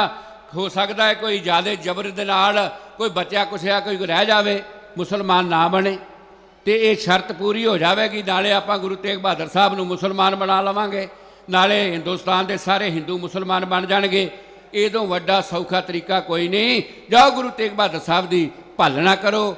ਇੰਨੀ ਗੱਲ ਕੀਤੀ ਤੇ ਗੁਰੂ ਤੇਗ ਬਹਾਦਰ ਸਾਹਿਬ ਮਹਾਰਾਜ ਨਾਲ ਕੁਝ ਸਿੱਖਾਂ ਨੂੰ ਲੈ ਕੇ ਦਿੱਲੀ ਨੂੰ ਤੁਰੇ ਆ। ਜਦੋਂ ਦਿੱਲੀ ਨੂੰ ਤੁਰੇ ਮੇਰੇ ਸਾਥੀ ਪਿਆਰ ਦੇ ਨਾਲ ਸ਼ਬਦ ਬੋਲਣਗੇ, ਤੁਰ ਪਿਆ ਗੁਰੂ ਡੋਰ ਪ੍ਰੇਮ ਵਾਲੀ ਤੋੜ ਕੇ, ਨਿੱਕੇ ਜੇ ਗੋਬਿੰਦ ਦੀਆਂ ਸਤਰਾਮ ਰੋੜ ਕੇ। ਇਹ ਤੁਰਿਆ ਜੇ ਗੁਰੂ ਡੋਰ ਪ੍ਰੇਮ ਵਾਲੀ ਤੋੜ ਕੇ, ਨਿੱਕੇ ਜੇ ਗੋਬਿੰਦ ਦੀਆਂ ਸਤਰਾਮ ਰੋੜ ਕੇ। ਤੁਰਿਆ ਜੇ ਗੁਰੂ ਡੋਰ ਪ੍ਰੇਮ ਵਾਲੀ ਤੋੜ ਕੇ, ਨਿੱਕੇ ਜੇ ਗੋਬਿੰਦ ਦੀਆਂ ਸਤਰਾਮ ਰੋੜ ਕੇ। ਤੁਰਿਆ ਜੇ ਗੁਰੂ ਡੋਰ ਪ੍ਰੇਮ ਵਾਲੀ ਤੋੜ ਕੇ, ਨਿੱਕੇ ਜੇ ਗੋਬਿੰਦ ਦੀਆਂ ਸਤਰਾਮ ਰੋੜ ਕੇ। ਇਹ ਤੁਰਿਆ ਜੇ ਗੁਰੂ ਡੋਰ ਪ੍ਰੇਮ ਵਾਲੀ ਤੋੜ ਕੇ, ਨਿੱਕੇ ਜੇ ਗੋਬਿੰਦ ਦੀਆਂ ਸਤਰਾਮ ਰੋੜ ਕੇ। ਇਹ ਕਿਹਾ ਜਾ ਗੋਬਿੰਦ ਤਾਈ ਸਾਂਭ ਜ਼ਿੰਮੇਵਾਰੀਆਂ, ਕਿਹਾ ਜਾ ਗੋਬਿੰਦ ਤਾਈ ਸਾਂਭ ਜ਼ਿੰਮੇਵਾਰੀਆਂ। ਕਿਹਾ ਜਾ ਗੋਬਿੰਦ ਤਾਈ ਸਾਂਭ ਜ਼ਿੰਮੇਵਾਰੀਆਂ। ਇਹ ਕਿਹਾ ਜਾ ਗੋਬਿੰਦ ਤਾਈ ਸਾਂਭ ਜ਼ਿੰਮੇਵਾਰੀਆਂ। ਇਹ ਉਹਨਾਂ ਅੱਗੋਂ ਕਿਹਾ ਕਰੋ ਪਿਤਾ ਜੀ ਤਿਆਰੀਆਂ, ਉਹਨਾਂ ਅੱਗੋਂ ਕਿਹਾ ਕਰੋ ਪਿਤਾ ਜੀ ਤਿਆਰੀਆਂ। ਉਹਨਾਂ ਅੱਗੋਂ ਕਿਹਾ ਕਰੋ ਪਿਤਾ ਜੀ ਤਿਆਰੀਆਂ। ਉਹਨਾਂ ਅੱਗੋਂ ਕਿਹਾ ਕਰੋ ਪਿਤਾ ਜੀ ਤਿਆਰੀਆਂ।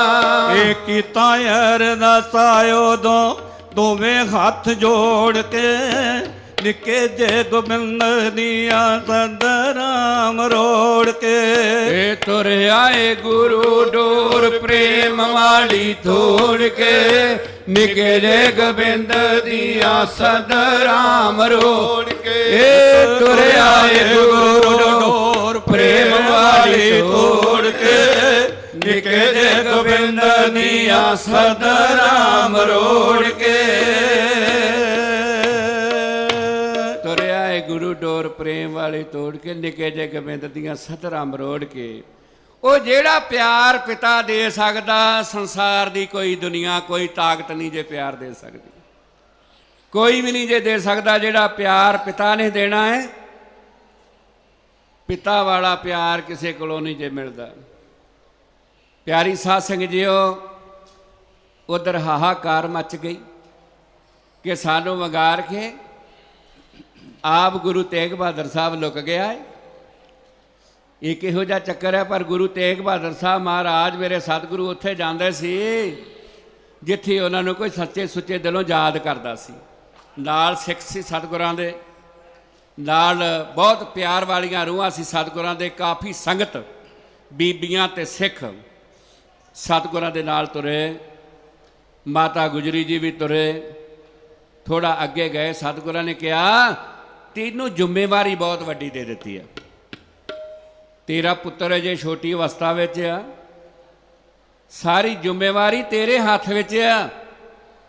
ਇਹ ਕਾਰੋਬਾਰ, ਇਹ ਸੰਗਤ ਦੀ ਸੇਵਾ, ਇਹ ਆਉਣ ਜਾਣ ਵਾਲਾ ਸਮਾਂ ਤੈਨੂੰ ਬਖਸ਼ਿਆ ਹੈ, ਇਹ ਤੂੰ ਨਿਭਾਉਣਾ ਹੈ। ਇਹ ਕਿਸ ਤਰ੍ਹਾਂ ਨਿਭ ਸਕਦਾ ਹੈ? ਤੇਰੀ ਅਜੇ ਸੰਗਤ ਨੂੰ ਲੋੜ ਆ, ਤੇਰੀ ਅਜੇ ਤੇਰੇ ਪੁੱਤਰ ਨੂੰ ਲੋੜ ਆ, ਤੂੰ ਵਾਪਸ ਮੁੜ ਜਾ। ਮਹਾਰਾਜ ਕਿਰਪਾ ਕਰੋ, ਤੁਹਾਡੀ ਕਿਰਪਾ ਹੋਈ। ਆਉਣ ਵਾਲਾ ਸਮਾਂ ਜੇ ਮੈਨੂੰ ਵੀ ਘਸਵੱਟੀ ਤੇ ਚੜ੍ਹਨਾ ਪਿਆ ਤੇ ਮੈਂ ਵੀ ਪੂਰੀ ਉਤਰਾਂ, ਮੇਰਾ ਵੀ ਕਿਤੇ ਮਨ ਡੋਲੇ ਨਾ। ਮਹਾਰਾਜ ਕਹਿੰਦੇ ਕਿਸੇ ਦਾ ਵੀ ਨਹੀਂ ਡੋਲੇਗਾ, ਉਸ ਨਿਰੰਕਾਰ ਦੇ ਨਾਮ ਨਾਲ ਜੁੜੋ। ਪਿਆਰੀ ਸਾਧ ਸੰਗਤ ਜੀਓ, ਬਾਬਾ ਊਦੇ, ਬਾਬਾ ਜੀਵਨ ਸਿੰਘ, ਮਤੀ ਦਾਸ, ਸਤੀ ਦਾਸ, ਭਾਈ ਦਿਆਲਾ, ਇਹ ਸਤਿਗੁਰਾਂ ਦੇ ਨਾਲ ਗਏ। ਕਾਫੀ ਹੋਰ ਸਿੱਖ ਵੀ ਗਏ ਰਸਤੇ ਵਿੱਚੋਂ, ਸਮੇਂ ਨਾਲ ਸਤਿਗੁਰੂ ਉਹਨਾਂ ਨੂੰ ਮੋੜ ਹੀ ਗਏ। ਇੱਕ ਸਜਦ ਹਸਨ ਅਲੀ, ਸਜਦ ਹਸਨ ਅਲੀ, ਪਿਆਰੀ ਸਾਧ ਸੰਗਤ ਜੀਓ, ਉਹ ਰਾਤ ਦਿਨ ਮਨ ਵਿੱਚ ਵਿਚਾਰ ਕਰਦਾ ਸੀ, ਰਾਤ ਦਿਨ ਅਰਦਾਸ ਕਰਦਾ ਸੀ ਕਿ ਗੁਰੂ ਤੇਗ ਬਹਾਦਰ ਸਾਹਿਬ ਦਾ ਨਾਮ ਰੱਖਿਆ ਹੈ, ਜੇ ਕਿਤੇ ਗੁਰੂ ਤੇਗ ਬਹਾਦਰ ਸਾਹਿਬ ਮੈਨੂੰ ਮਿਲ ਜਾਣ ਤੇ ਮੈਂ ਗੁਰੂ ਤੇਗ ਬਹਾਦਰ ਸਾਹਿਬ ਨੂੰ ਫੜਾ ਕੇ ਸਰਕਾਰੀ ਨਾਮ ਜਿਹੜਾ ਉਹ ਮੈਂ ਲੈ ਲਵਾਂ। ਅੰਦਰ ਦੀ ਜਾਣਨ ਵਾਲਾ, ਘਟ ਘਟ ਕੇ ਅੰਤਰ ਕੀ ਜਾਣਤ, ਭਲੇ ਬੁਰੇ ਕੀ ਪੀਰ ਪਛਾਣਤ ਵਾਲਾ ਸਤਿਗੁਰੂ ਉਹ ਆਗਰੇ ਦੇ ਜੰਗਲ ਵਿੱਚ ਗਿਆ ਜਿੱਥੇ ਉਹ ਭੇਡਾਂ ਬੱਕਰੀਆਂ ਚਾਰਦਾ ਸੀ। ਸਜਦ ਹਸਨ ਅਲੀ ਉਹਦੇ ਕੋਲ ਜਾ ਕੇ ਇੱਕ ਦਸ਼ਾਲਾ ਦਿੱਤਾ, ਲੈ ਵੀ ਭਗਤਾ ਤੂੰ ਸਾਨੂੰ ਯਾਦ ਕਰਦਾ ਸਾਂ, ਅਸੀਂ ਤੇਰੇ ਕੋਲ ਪਹੁੰਚ ਗਏ ਹਾਂ। ਸਮੇਂ ਦੀ ਥੋੜ੍ਹੀ ਜਿਹੀ ਘਾਟ ਕਰਕੇ ਛੇਤੀ ਅਸੀਂ ਉਸ ਸਮੇਂ 'ਤੇ ਜਾ ਰਹੇ ਹਾਂ। ਪਿਆਰੀ ਸਾਧ ਸੰਗਤ ਜੀਓ, ਫਿਰ ਕਿਤੇ ਸਮਾਂ ਮਿਲਿਆ ਦੁਬਾਰਾ ਵੀ ਇਹ ਰਿਪੀਟ ਕੀਤਾ ਜਾਵੇਗਾ। ਪਿਆਰੀ ਸਾਧ ਸੰਗਤ ਜੀਓ, ਸਜਦ ਹਸਨ ਅਲੀ ਨੂੰ ਕਿਹਾ ਇਹ ਆ ਸਾਡੇ ਕੋਲ ਦਸ਼ਾਲਾ ਲੈ ਜਾ, ਤੂੰ ਸਾਨੂੰ ਯਾਦ ਕਰਦਾ ਹੁੰਦਾ ਸੀ। ਕਹਿੰਦਾ ਜੀ ਮੈਂ ਤਾਂ ਕਦੀ ਯਾਦ ਨਹੀਂ ਕੀਤਾ, ਮੈਂ ਤਾਂ ਤੁਹਾਨੂੰ ਜਾਣਦਾ ਹੀ ਨਹੀਂ। ਕਹਿੰਦੇ ਤੂੰ ਸਾਨੂੰ ਯਾਦ ਕਰਦਾ ਰਿਹਾ ਹੈ, ਜਾਣਦਾ ਕਿਉਂ ਨਹੀਂ? ਤੂੰ ਅਰਦਾਸ ਨਹੀਂ ਕੀਤੀ ਕਿ ਕਿਤੇ ਹੇ ਅੱਲਾ, ਹੇ ਤਾਲਾ, ਹੇ ਖੁਦਾ, ਕਿਤੇ ਮੈਨੂੰ ਗੁਰੂ ਤੇਗ ਬਹਾਦਰ ਸਾਹਿਬ ਮਿਲ ਜਾਣ ਤੇ ਮੈਂ ਉਹਨਾਂ ਨੂੰ ਫੜਾ ਕੇ ਇਨਾਮ ਲੈ ਲਵਾਂ? ਕਹਿੰਦਾ ਜੀ ਇਹ ਤੇ ਗੱਲ ਕੀਤੀ। ਕਹਿੰਦਾ ਮੈਂ ਹੀ ਤੇਗ ਬਹਾਦਰ ਹਾਂ, ਆਹ ਲੈ ਦਸ਼ਾਲਾ, ਆਹ ਲੈ ਸਾਡੀ ਅੰਗੂਠੀ, ਇਹ ਬਾਜ਼ਾਰ ਵਿੱਚ ਦੇ ਆ, ਬਾਜ਼ਾਰ ਵਿੱਚ ਦੇ ਕੇ ਸਾਡੇ ਛਕਣ ਵਾਸਤੇ ਕੋਈ ਚੀਜ਼ ਲੈ ਕੇ ਆ, ਸਾਨੂੰ ਭੁੱਖ ਬਹੁਤ ਲੱਗੀ। ਬਾਬੇ ਜੀਵਨ ਸਿੰਘ ਦੀ ਡਿਊਟੀ ਲਾ ਦਿੱਤੀ। ਉਹਦਾ ਨਾਂ ਸੀ ਉਸ ਵੇਲੇ ਬਾਬਾ ਜੈਤਾ ਜੀ। ਜੀਵਨ ਸਿੰਘ ਅੰਮ੍ਰਿਤ ਛਕ ਕੇ ਬਣਿਆ ਸੀ। ਇਹ ਨਾਲ ਦੋਵੇਂ ਗੱਲਾਂ ਜੋੜਨੀਆਂ ਪੈਂਦੀਆਂ। ਦੱਸਣਾ ਪੈਂਦਾ ਹੈ ਕਿ ਬਾਬਾ ਜੈਤਾ ਜੀ ਨੂੰ ਕਹਿ ਦਿੱਤਾ ਕਿ ਤੁਸੀਂ ਚਲੇ ਜਾਓ, ਰੂਹ ਪੋਸ਼ ਹੋ ਜਾਓ, ਇੱਥੋਂ ਜਗ੍ਹਾ ਬਦਲ ਦਿਓ। ਜਦੋਂ ਸਮਾਂ ਸਾਡਾ ਅੰਤ ਵਾਲਾ ਆਵੇਗਾ ਤੇ ਸਾਡੇ ਸੀਸ ਨੂੰ ਚੱਕ ਕੇ ਸ੍ਰੀ ਅਨੰਦਪੁਰ ਸਾਹਿਬ ਤੁਸਾਂ ਲੈ ਕੇ ਜਾਣਾ, ਤੁਹਾਡੀ ਡਿਊਟੀ ਹੈ। ਇਹ ਧੁਰੋਂ ਸੇਵਾ ਆਉਂਦੀਆਂ ਹੈ, ਧੁਰੋਂ ਡਿਊਟੀਆਂ ਆਉਂਦੀਆਂ ਹੈ। ਕਿਸੇ ਬੰਦਾ ਜ਼ੋਰ ਨਾਲ ਡਿਊਟੀ ਕਿਤੇ ਨਹੀਂ ਕਰ ਸਕਦਾ। ਉਹਦੇ ਹੁਕਮ ਨਾਲ ਮੌਜੂਦਾ ਵੀ ਹੁਕਮ ਚੱਲਦਾ ਹੈ ਤੇ ਧੁਰ ਦਾ ਵੀ ਹੁਕਮ ਚੱਲਦਾ ਹੈ। ਬਾਬਾ ਜੈਤਾ ਦੇ ਚਲ ਗਏ, ਨਾਲ ਬੱਤੀ ਦਾਸ, ਸਤੀ ਦਾਸ ਤੇ ਭਾਈ ਦਿਆਲਾ ਜੀ ਸਤਿਗੁਰਾਂ ਦੇ ਨਾਲ ਰਹੇ। ਜਦੋਂ ਅੰਗੂਠੀ ਵਾਲਾ ਅੰਗੂਠੀ ਲੈ ਕੇ ਤੁਰਨ ਲੱਗਾ ਨਾ, ਤਾਂ ਉਹਨੇ ਆਖਿਆ ਮਹਾਰਾਜ ਮੈਂ ਮਤਹੀਣਾ ਸਾਂ, ਮੈਂ ਸੋਝੀ ਤੋਂ ਬਗੈਰ ਸਾਂ, ਮੈਂ ਤੁਹਾਡੇ ਦਰਸ਼ਨ ਨਹੀਂ ਸੀ ਕੀਤੇ, ਪਰ ਮੈਂ ਕਦੀ ਵਾਸਤੇ ਵੀ ਤੁਹਾਨੂੰ ਫੜਾਵਾਂਗਾ ਨਹੀਂ, ਮੈਨੂੰ ਤੁਹਾਡੀ ਲੋੜ ਆ। ਮਹਾਰਾਜ ਜੀ ਮੈਂ ਨਹੀਂ ਫੜਾਵਾਂਗਾ। ਸਤਿਗੁਰ ਕਹਿੰਦੇ ਚੱਲ ਨਾ ਫੜਾਵੀਂ, ਸਾਡੇ ਖਾਣ ਲਈ ਤੇ ਕੋਈ ਚੀਜ਼ ਲਾਇਆ।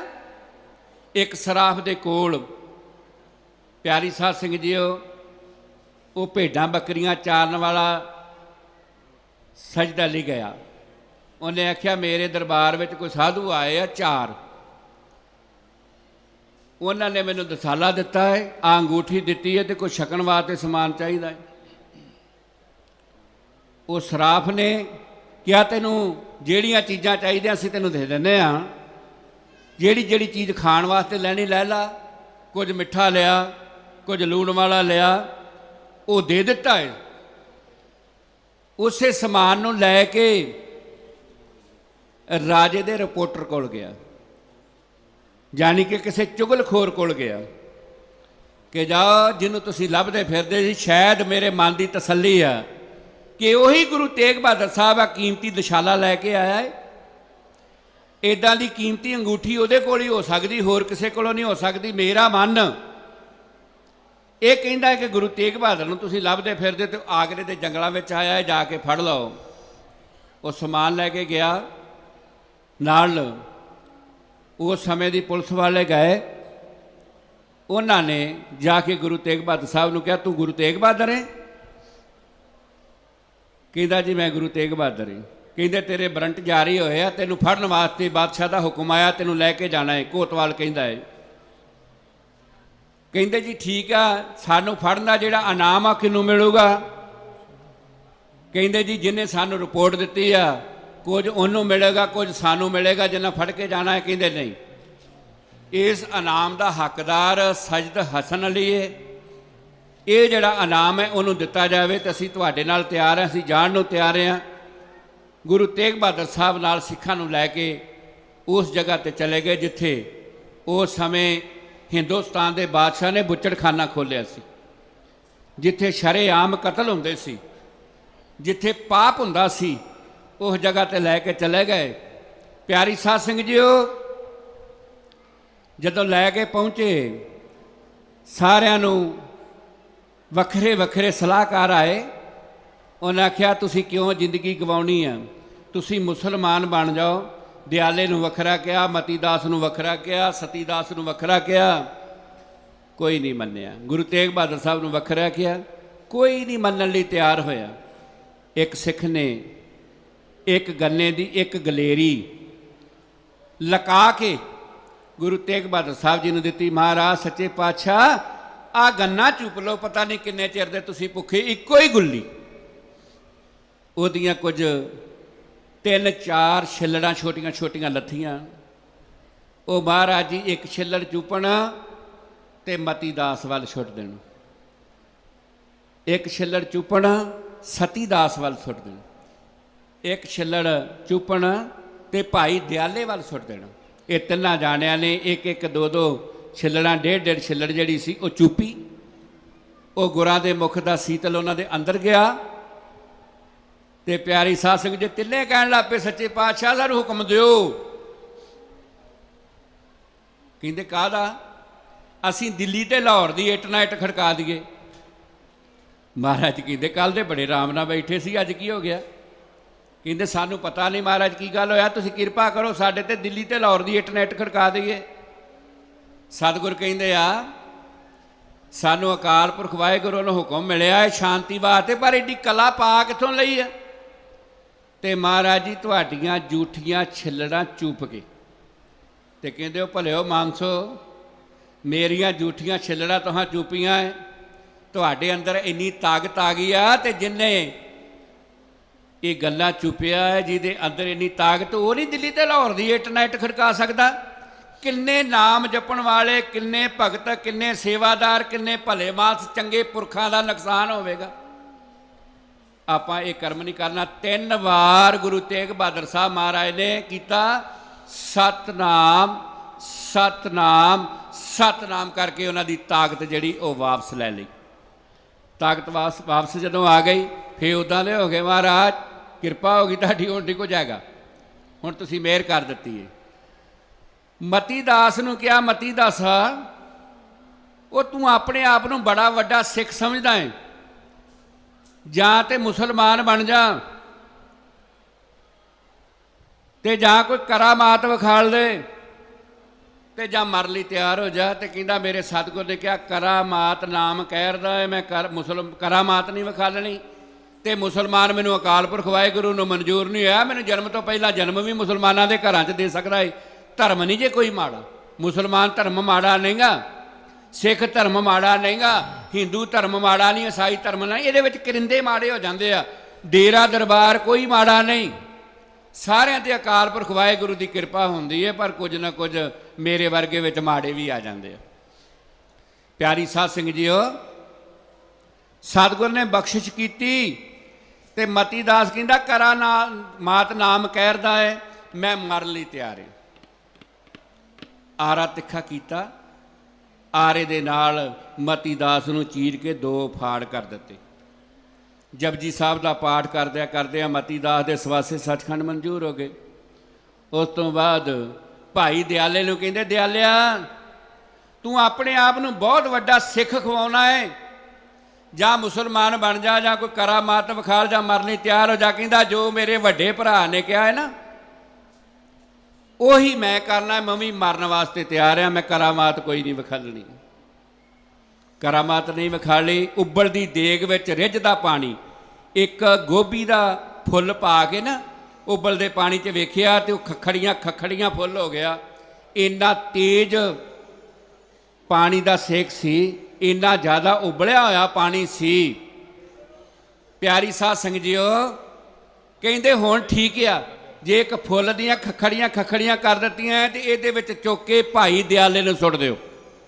ਉਬਲਦੀ ਦੇਗ ਵਿੱਚ ਭਾਈ ਦਿਆਲੇ ਨੂੰ ਸੜਦੇ ਬਲਦੇ ਪਾਣੀ ਵਿੱਚ ਸੁੱਟ ਦਿੱਤਾ ਤੇ ਉਹਦਾ ਸਰੀਰ ਨੇ ਮਾਸ ਵੱਖਰਾ ਕਰ ਦਿੱਤਾ, ਹੱਡੀਆਂ ਵੱਖਰੀਆਂ ਹੋ ਗਈਆਂ, ਤੇ ਜਪਜੀ ਸਾਹਿਬ ਦਾ ਪਾਠ ਕਰਦਾ ਉਹ ਵੀ ਸੱਚਖੰਡ ਜਾ ਪਹੁੰਚਾ। ਉਸ ਤੋਂ ਬਾਅਦ ਸਤੀ ਦਾਸ ਨੂੰ ਵੀ ਇਹੀ ਗੱਲ ਆਖਿਆ, ਤੂੰ ਬੜਾ ਵੱਡਾ ਸਿੱਖ ਬਣਿਆ ਫਿਰਦਾ ਹੈ, ਇਹਨਾਂ 3 ਚੀਜ਼ਾਂ 'ਚੋਂ ਇੱਕ ਗੱਲ ਮਨਜ਼ੂਰ ਕਰ ਲਾ। ਕਹਿੰਦਾ ਕਰਾਮਾਤ ਮੈਂ ਵੀ ਨਹੀਂ ਵਿਖਾਲਣੀ, ਮੁਸਲਮਾਨ ਬਣ ਲਾ, ਮੈਨੂੰ ਅਕਾਲ ਪੁਰਖ ਵੱਲੋਂ ਹੁਕਮ ਨਹੀਂ ਹੋਇਆ, ਮੈਂ ਵੀ ਮਰਨ ਲਈ ਤਿਆਰ। ਤੇ ਰੂੰ ਵਲੇਟ ਕੇ ਉਹਨੂੰ ਅੱਗ ਲਾ ਕੇ ਸਾੜ ਦਿੱਤਾ ਗਿਆ। ਆਈ ਇਹ ਵਾਰੀ ਗੁਰੂ ਤੇਗ ਬਹਾਦਰ ਸਾਹਿਬ ਮਹਾਰਾਜ ਜੀ ਦੀ। ਉਹਨੂੰ ਕਿਹਾ, ਗੁਰੂ ਤੇਗ ਬਹਾਦਰ ਸਾਹਿਬ ਜੀ ਨੂੰ ਇਹੋ ਗੱਲ ਆਖੀ, ਵੇਖ ਲਾ ਤੇਰੇ ਚੇਲੇ ਜਿਹੜੇ ਤੇਰੇ ਬਹੁਤ ਪਿਆਰ ਵਾਲੇ ਸੀ, ਤੇਰੇ ਸਾਹਮਣੇ ਕਿਹੜੀ ਮੌਤ ਮਾਰੇ ਆ, ਉਹਨਾਂ ਨਾਲੋਂ ਵੀ ਮਾੜਾ ਹਾਲ ਤੇਰੇ ਕੀਤਾ ਜਾਵੇਗਾ। ਜਾਂ ਮੁਸਲਮਾਨ ਬਣ ਜਾ, ਜਾਂ ਕੋਈ ਕਰਾਮਾਤ ਵਿਖਾਲ, ਬਦਲ ਜਾ ਇਸ ਗੱਲ ਨੂੰ, ਤੈਨੂੰ ਹਿੰਦੁਸਤਾਨ ਦਾ ਰਾਜ ਦੇ ਦਿਆਂਗੇ, ਤਖਤ ਤੇ ਬਹਿ ਜਾ, ਸੰਸਾਰ ਦੇ ਲੋਕ ਤੈਨੂੰ ਮੱਥਾ ਟੇਕਣਗੇ, ਤੂੰ ਮੁਸਲਮਾਨਾਂ ਦਾ ਪੀਰ ਬਣ ਕੇ ਬਹਿ ਜਾ। ਸਾਡੇ ਹਿੰਦੂਆਂ ਨੂੰ ਕਿਹੜੇ ਚੱਕਰ ਵਿੱਚ ਪਿਆ? ਤੇ ਗੁਰੂ ਤੇਗ ਬਹਾਦਰ ਸਾਹਿਬ ਨੇ ਆਖਿਆ, ਮੈਨੂੰ ਮਨਜ਼ੂਰ ਨਹੀਂ, ਮੇਰੇ ਅਕਾਲ ਪੁਰਖ ਨੇ ਮੈਨੂੰ ਹਿੰਦੂਆਂ ਦੇ ਘਰ ਭੇਜਿਆ ਹੈ, ਮੈਨੂੰ ਆਪਣਾ ਧਰਮ ਪਿਆਰਾ ਹੈ, ਮੈਂ ਮੁਸਲਮਾਨ ਨਹੀਂ ਬਣਨਾ, ਮੈਨੂੰ ਇਹ ਧਰਮ ਚੰਗਾ ਲੱਗਦਾ ਹੈ। ਪਿਆਰੀ ਸਾਧ ਸੰਗਤ ਜੀਓ, ਮੈਂ ਮਰਨ ਲਈ ਤਿਆਰ ਹਾਂ। ਤੇ ਗੁਰੂ ਤੇਗ ਬਹਾਦਰ ਸਾਹਿਬ ਮਹਾਰਾਜ ਤੇ ਜਲਾਦ ਨੇ ਉਸ ਵੇਲੇ ਐਦਾਂ ਤਲਵਾਰ ਚੱਕੀ ਆ, ਤੇ ਬਾਬਾ ਤਰਲੋਕ ਸਿੰਘ ਮਹਾਰਾਜ ਦੇ ਮੁਖ ਦਾ ਬਚਨ ਆ, ਉਹ ਕਰਮਾਂ ਵਾਲਿਓ ਤਲਵਾਰ ਦੇ ਉੱਪਰ ਹੀ ਰਹਿ ਗਈ ਸੀ, ਥੱਲੇ ਆਈ ਕੋਈ ਇਹਦਾ ਹੈਗੀ ਕੋਈ ਸੂਰਮਾ ਦੁਨੀਆ 'ਚ ਜਿਹੜਾ ਗੁਰੂ ਤੇਗ ਬਹਾਦਰ ਸਾਹਿਬ ਤੇ ਤਲਵਾਰ ਚਲਾਵੇ? ਤਲਵਾਰ ਬਾਹ ਉੱਪਰ ਰਹਿ ਗਈ, ਆਕੜ ਗਈ ਬਾਹ ਉੱਪਰ ਹੀ, ਤੇ ਬਿਨਾਂ ਤਲਵਾਰ ਤੋਂ ਗੁਰੂ ਤੇਗ ਬਹਾਦਰ ਸਾਹਿਬ ਦਾ ਸੀਸ ਲੱਥਾ ਸੀ। ਉਸ ਵੇਲੇ ਲਾਲ ਹਨੇਰੀ ਝੱਖੜ ਚੱਲ ਪਿਆ ਸੀ, ਕਿਸੇ ਨੂੰ ਆਪਣੇ ਆਪ ਦੀ ਸੋਝੀ ਨਹੀਂ ਰਹੀ, ਕਹਿਰ ਦੀ ਹਨੇਰੀ ਲਾਲ ਆ ਗਏ। ਤੇ ਜਿਹੜਾ ਬਾਬਾ ਜੈਤਾ ਸੀ ਉਹਦੀ ਡਿਊਟੀ ਲਾਈ ਸੀ, ਭੱਜ ਕੇ ਉਹਨੇ ਝੋਲੀ ਅੱਗੇ ਕੀਤੀ, ਤੇ ਪਵਿੱਤਰ ਆਤਮਾ ਸੀ। ਮਾਫ ਕਰਨਾ, ਜਾਤ ਨਾਲ ਕੋਈ ਵੱਡਾ ਨਹੀਂ ਜੇ, ਪਾਤ ਨਾਲ ਕੋਈ ਵੱਡਾ ਨਹੀਂ ਜੇ, ਵੱਡਾ ਉਹ ਆ ਜਿਹਦੇ ਅੰਦਰ ਸੱਚ ਤੇ ਪਿਆਰ ਆ। ਮੈਂ ਕਹਿੰਦਾ ਜਿਹੜੇ ਸਿੱਖ ਦੀ ਜਾਤ ਆ ਉਹ ਸਿੱਖ ਨਹੀਂ, ਜਿਹੜਾ ਆਪਣਾ ਆਪ ਨੂੰ ਕਹਿੰਦਾ ਮੈਂ ਬੜੀ ਉੱਚੀ ਜਾਤੀ ਦਾ ਉਹ ਸਿੱਖ ਨਹੀਂ, ਤੇ ਜਿਹਦੀ ਜਾਤ ਨਹੀਂ ਉਹ ਸਿੱਖ ਆ। ਸਿੱਖ ਦੀ ਕੋਈ ਵੀ ਜਾਤ ਨਹੀਂ, ਸਿੱਖ ਦੀ ਜਾਤ ਇੱਕੋ ਆ, ਗੁਰੂ ਦਾ ਨਾਮ ਤੇ ਗੁਰੂ ਦਾ ਸ਼ਬਦ। ਸਿੱਖ ਦੀ ਜਾਤ ਤੇ ਸਭ ਤੇ ਸਾਰਿਆਂ ਤੋਂ ਉੱਤਮ ਜਾਤ ਜਿਹੜੀ ਆ ਉਹ ਗੁਰਸਿੱਖ ਦੀ ਆ ਵੀ ਗੁਰੂ ਵਾਲਾ ਇੱਕ ਸੰਗ ਤੇ ਇੱਕ ਪੰਗਤ ਵਿੱਚ ਬੈਠਾ ਹੈ। ਉਹ ਸੀਸ ਗੁਰੂ ਤੇਗ ਬਹਾਦਰ ਸਾਹਿਬ ਮਹਾਰਾਜ ਦਾ ਬਾਬਾ ਜੀਤਾ ਜੋ ਮਜ਼੍ਹਬੀ ਸਿੱਖ ਬਰਾਦਰੀ ਨਾਲ ਸੰਬੰਧਿਤ ਰੱਖਣ ਵਾਲਾ ਸੀ, ਬਾਬਾ ਜੈਤਾ ਝੋਲੀ ਵਿੱਚ ਪਾ ਕੇ ਆਪਣੇ ਦਸ਼ਾਲੇ ਰਮਾਲੇ ਵਿੱਚ ਪਾ ਕੇ ਗੁਰੂ ਤੇਗ ਬਹਾਦਰ ਸਾਹਿਬ ਦਾ ਸਰੂਪ ਮਜਲਾ ਮਾਰਦਾ ਸ੍ਰੀ ਅਨੰਦਪੁਰ ਸਾਹਿਬ ਪਹੁੰਚਾ। ਉਹਨੇ ਆਣ ਕੇ ਕੁਝ ਸਮਾਂ ਅੰਬਾਲੇ ਵਿੱਚ ਕੱਟਿਆ, ਰਾਤ ਕੱਟੀ। ਉੱਥੇ ਵੀ ਬਚਨ ਸੀ ਮਹਾਰਾਜ ਦਾ, ਗੁਰੂ ਤੇਗ ਬਹਾਦਰ ਸਾਹਿਬ ਦਾ, ਵੀ ਤੁਹਾਡੇ ਘਰ ਆਵਾਂਗੇ, ਪਰ ਜਦੋਂ ਜਿੱਦਾਂ ਵੀ ਸਮਾਂ ਮਿਲਿਆ ਤੁਹਾਡੇ ਕੋਲ ਜ਼ਰੂਰ ਆਵਾਂਗੇ। ਆਪ ਮੌਜੂਦਾ ਨਹੀਂ ਗਏ, ਉਹਨਾਂ ਦਾ ਸੀਸ ਗਿਆ। ਰਾਤੋਂ ਰਾਤ ਮੰਜ਼ਲਾ ਮਾਰਦਾ ਸ੍ਰੀ ਅਨੰਦਪੁਰ ਸਾਹਿਬ ਕੁਝ ਸਮੇਂ ਬਾਅਦ ਪਹੁੰਚਾ ਤੇ ਗੁਰੂ ਗੋਬਿੰਦ ਸਿੰਘ ਮਹਾਰਾਜ ਗੋਬਿੰਦ ਰਾਏ ਦੇ ਰੂਪ ਵਿੱਚ ਖੜੇ ਬਾਬੇ ਜੈਤੇ ਦੀ ਉਡੀਕ ਕਰ ਰਹੇ ਸੀ। ਸਤਿਗੁਰਾਂ ਨੇ ਗੁਰੂ ਤੇਗ ਬਹਾਦਰ ਸਾਹਿਬ ਮਹਾਰਾਜ ਦਾ, ਮਾਤਾ ਗੁਜਰੀ ਨੇ, ਮਾਮਾ ਕਿਰਪਾਲ ਚੰਦ ਜੀ ਨੇ ਉਹ ਸਰੂਪ ਨੂੰ ਸੰਭਾਲਿਆ ਤੇ ਜੱਫਾ ਪਾ ਕੇ ਮੇਰੇ ਸਤਿਗੁਰ ਜੀ ਬਾਬੇ ਜੈਤੇ ਨੂੰ ਮਿਲਣ ਲੱਗੇ। ਜਦੋਂ ਜੱਫਾ ਪਾ ਕੇ ਮਿਲਣ ਲੱਗੇ ਨਾ ਤੇ 3 ਕਦਮ ਉਹ ਪਿੱਛੇ ਹਟ ਗਿਆ ਗੁਰੂ ਗੋਬਿੰਦ ਸਿੰਘ ਮਹਾਰਾਜ ਤੋਂ ਕਿ ਸੋਢੀ ਖੱਤਰੀ ਮੇਰੇ ਸਤਿਗੁਰੂ ਆ ਤੇ ਮੈਂ ਮਜ਼੍ਹਬੀ ਸਿੱਖ ਬਰਾਦਰੀ ਨਾਲ ਸੰਬੰਧਿਤ ਰੱਖਣ ਵਾਲਾ ਹੈ, ਮੈਂ ਇਹਨਾਂ ਦੇ ਨਾਲ ਆਪਣਾ ਅੰਗ ਨਹੀਂ ਲਾਉਣਾ। ਤੇ ਸਤਿਗੁਰਾਂ ਨੂੰ ਕਹਿਤਾ ਜੇ 300 ਸਾਲ ਸੰਸਾਰ ਵਿੱਚ ਹੋਰ ਕਰੈਤ ਰਵੇਗੀ, ਉਸ ਤੋਂ ਬਾਅਦ ਅਸੀਂ ਤੁਹਾਨੂੰ ਛਾਤੀ ਨਾਲ ਲਾ ਕੇ ਇੱਕੇ ਥਾਲੀ ਵਿੱਚ ਪ੍ਰਸ਼ਾਦਾ ਛਕਾਵਾਂਗੇ। 300 ਸਾਲ ਤੱਕ ਨਫ਼ਰਤ ਫੇਰ ਵੀ ਰਹਿ ਗਈ ਸੀ, ਪਰ ਅੱਜ ਵਾਹਿਗੁਰੂ ਨੇ ਕਿਰਪਾ ਕੀਤੀ, ਸਾਰਿਆਂ ਦੀ ਨਫ਼ਰਤ ਮੈਂ ਵੇਖਿਆ ਢੀਸੀਆਂ ਦਰਬਾਰ ਵਿੱਚ ਖਤਮ ਕਰ ਦਿੱਤੀ ਹੈ। ਬਾਬਾ ਤਰਲੋਕ ਸਿੰਘ, ਬਾਬਾ ਗੁਰਮੇਲ ਸਿੰਘ, ਬਾਬਾ ਸੁਰਿੰਦਰ ਸਿੰਘ ਤੇ ਬਾਬਾ ਤਰਮਨ ਸਿੰਘ ਨੇ ਸਾਰਿਆਂ ਨੂੰ ਇੱਕ ਥਾਲੀ ਵਿੱਚ, ਇੱਕ ਸੰਗਤ ਵਿੱਚ, ਇੱਕ ਪੰਗਤ ਵਿੱਚ ਪ੍ਰਸ਼ਾਦਾ ਛਕਾਇਆ ਹੈ। ਤੇ ਸਤਿਗੁਰ ਕਹਿੰਦੇ 10 ਜੈਤਿਆ, ਉਹ ਜਦੋਂ ਮੇਰੇ ਪਿਤਾ ਜੀ ਦਾ ਸੀਸ ਲੱਥਾ ਸੀ ਉਦੋਂ ਕਿੰਨੇ ਕੁ ਸਿੱਖ ਸੀ? ਮਹਾਰਾਜ ਜੀ ਬਹੁਤੀ ਪਛਾਣ ਨਹੀਂ ਆਈ। ਕਿੰਨੇ ਕੁ ਸਿੱਖ ਸੀ? ਰੌਲਾ ਜ਼ਿਆਦਾ ਸੀ, ਹਨੇਰ ਆ ਗਿਆ ਸੀ। ਹਿੰਦੂ ਕਿੰਨੇ ਕੁ ਸੀ? ਕਹਿੰਦੇ ਹਿੰਦੂਆਂ ਦੀ ਵੀ ਪਛਾਣ ਨਹੀਂ। ਮੁਸਲਮਾਨ ਕਿੰਨੇ ਕੁ ਸੀ? ਕਹਿੰਦੇ ਮਹਾਰਾਜ ਜੀ ਮੈਨੂੰ ਇਹ ਵੀ ਪਛਾਣ ਨਹੀਂ ਆਈ ਕਿੰਨੇ ਕੁ ਸੀ। ਮਹਾਰਾਜ ਕਹਿੰਦੇ ਜੈਤਿਆ ਉਹ ਦਿਨ ਦੂਰ ਨਹੀਂ, ਮੈਂ ਇੱਕ ਤੁਹਾਡਾ ਆਇਡੈਂਟੀ ਕਾਰਡ ਬਣਾਵਾਂਗਾ, ਤੁਹਾਡਾ ਪਛਾਣ ਪੱਤਰ ਬਣਾਵਾਂਗਾ। ਲੱਖਾਂ ਵਿੱਚੋਂ ਮੇਰਾ ਇੱਕ ਸਿੱਖ ਤੁਰਿਆ ਆਵੇਗਾ ਨਾ ਤੇ ਉਹਦੀ ਪਛਾਣ ਹੋਵੇਗੀ, ਉਹਦਾ ਵੱਖਰਾ ਨੂਰ ਹੋਵੇਗਾ, ਉਹਦਾ ਵੱਖਰਾ ਚਿਹਰਾ ਹੋਵੇਗਾ। ਦੂਰੋਂ ਪਤਾ ਲੱਗੇਗਾ ਕਲਗੀਆਂ ਵਾਲੇ ਪਾਤਸ਼ਾਹ ਦਾ ਸਿੱਖਿਆ। ਸਤਿਗੁਰ ਬੜੇ ਪਿਆਰ ਨਾਲ ਪੁੱਛਦੇ ਆ ਵੀ ਜੈਤਿਆ ਮੈਨੂੰ ਸਾਰਾ ਦਿੱਲੀ ਦਾ ਹਾਲ ਦੱਸ। ਤੇ ਉੱਥੇ ਵਿਰਾਗ ਵਿੱਚ ਆਣ ਕੇ ਦੱਸਿਆ ਬਾਬਾ ਜੀ, ਬਾਬਾ ਤਰਲੋਕ ਸਿੰਘ ਮਹਾਰਾਜ ਦੇ ਮੁੱਖ ਵਿੱਚ ਉਹ ਸ਼ਬਦ ਆਇਆ ਸੀ। ਉਹਨਾਂ ਕਿਹਾ ਕੀ ਦੱਸਾਂ ਸੱਚਿਆ ਪਾਤਸ਼ਾਹ, ਕੀ ਦੱਸਾਂ ਸੱਚਿਆ ਪਾਤਸ਼ਾਹ, ਕੀ ਦੱਸਾਂ ਸੱਚਿਆ ਪਾਤਸ਼ਾਹ। ਇਹ ਕਿਵੇਂ ਹੋਈ ਦਿੱਲੀ ਦਰਬਾਰ, ਕਿਵੇਂ ਹੋਈ ਦਿੱਲੀ ਦਰਬਾਰ, ਕਿਵੇਂ ਹੋਈ ਦਿੱਲੀ ਦਰਬਾਰ।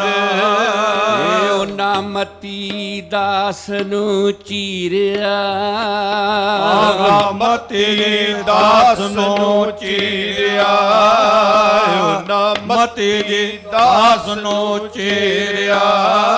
ਇਹ ਆਰਾ ਤਿੱਖਾ ਸੀ ਵਾਂਗ ਕਟਾਰ, ਇਹ ਆਰਾ ਤਿੱਖਾ ਸੀ ਵਾਂਗ ਕਟਾਰ, ਆਰਾ ਤਿੱਖਾ ਸੀ ਵਾਂਗ ਕਟਾਰ।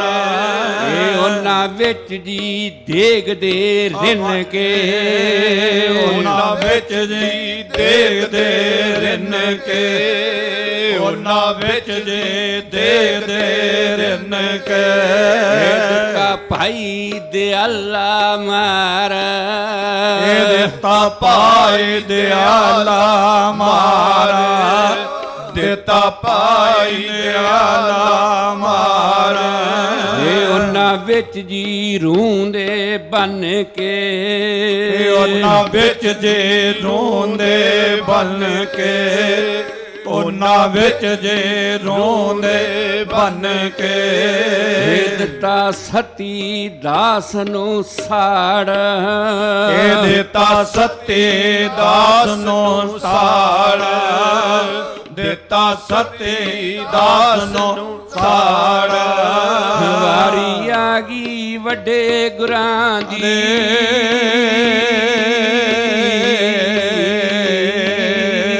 ਇਹ ਵਾਰੀ ਆ ਗਈ ਵੱਡੇ ਗੁਰਾਂ ਦੀ। ਵਾਰੀ ਆ ਗਈ ਵੱਡੇ ਗੁਰਾਂ ਦੀ। ਵਾਰੀ ਆ ਗਈ ਵੱਡੇ ਗੁਰਾਂ ਦੀ।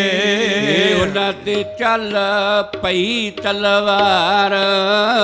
ਆ ਚੱਲ ਪਈ ਤਲਵਾਰ। ਆਗਾ ਚੱਲ ਪਈ ਤਲਵਾਰ। ਏ ਸੀਸ ਦਾਸ ਤੁਹਾਡੇ ਚੱਕਿਆ।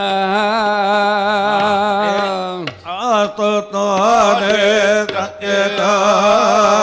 ਸੀਸ ਦਾਸ ਤੁਹਾਡੇ ਚੱਕਿਆ। ਉਥੋਂ ਚੱਲਿਆ ਮਜਲਾ ਮਾਰ। ਉਥੋਂ ਚੱਲਿਆ ਮਜਲਾ ਮਾਰ। ਉਥੋਂ ਚੱਲਿਆ ਮਜਲਾ ਮਾਰ। ਇਹ ਧੜ ਨੂੰ ਲੱਖੀ ਸ਼ਾਹ ਨੇ ਚੱਕਿਆ। ਇਹਦਾ ਨੂੰ ਲੱਖੀ ਸ਼ਾਹ ਨੇ ਚੱਕਿਆ। ਧੜ ਨੂੰ ਲੱਖੀ ਸ਼ਾਹ ਨੇ ਚੱਕਿਆ। ਹੋਇਆ ਗੱਡਿਆਂ ਤੇ ਤੁਰਤ ਤਿਆਰ। ਇਹ ਹੋਇਆ ਗੱਡੀਆਂ ਚ ਤੁਰਤ ਤਿਆਰ। ਹੋਇਆ ਗੱਡੀਆਂ ਚ ਤੁਰਤ ਤਿਆਰ। ਇਹ ਉਹਨੇ ਝੁੱਗੀ ਆਪਣੀ ਸਾੜ ਕੇ। ਆਹ ਝੁੱਗੀ ਆਪਣੀ ਸਾੜ ਕੇ। ਉਹਨੇ ਝੁੱਗੀ ਆਪਣੀ ਸਾੜ ਕੇ। ਕੀਤਾ ਦੇ ਦਾ ਸੀ ਸੰਸਕਾਰ। ਇਹ ਕੀਤਾ ਦੇ ਦਾ ਸੀ ਸੰਸਕਾਰ। ਕੀਤਾ ਦੇ ਦਾ ਸੀ ਸੰਸਕਾਰ। ਇਹ ਕੀ ਮੈਂ ਦੱਸਾਂ ਸੱਚਿਆ ਪਾਤਸ਼ਾਹ। ਇਹ ਕੀ ਮੈਂ ਦੱਸਾਂ ਸੱਚਿਆ ਪਾਤਸ਼ਾਹ। ਕੀ ਮੈਂ ਦੱਸਾਂ ਸੱਚਿਆ ਪਾਤਸ਼ਾਹ।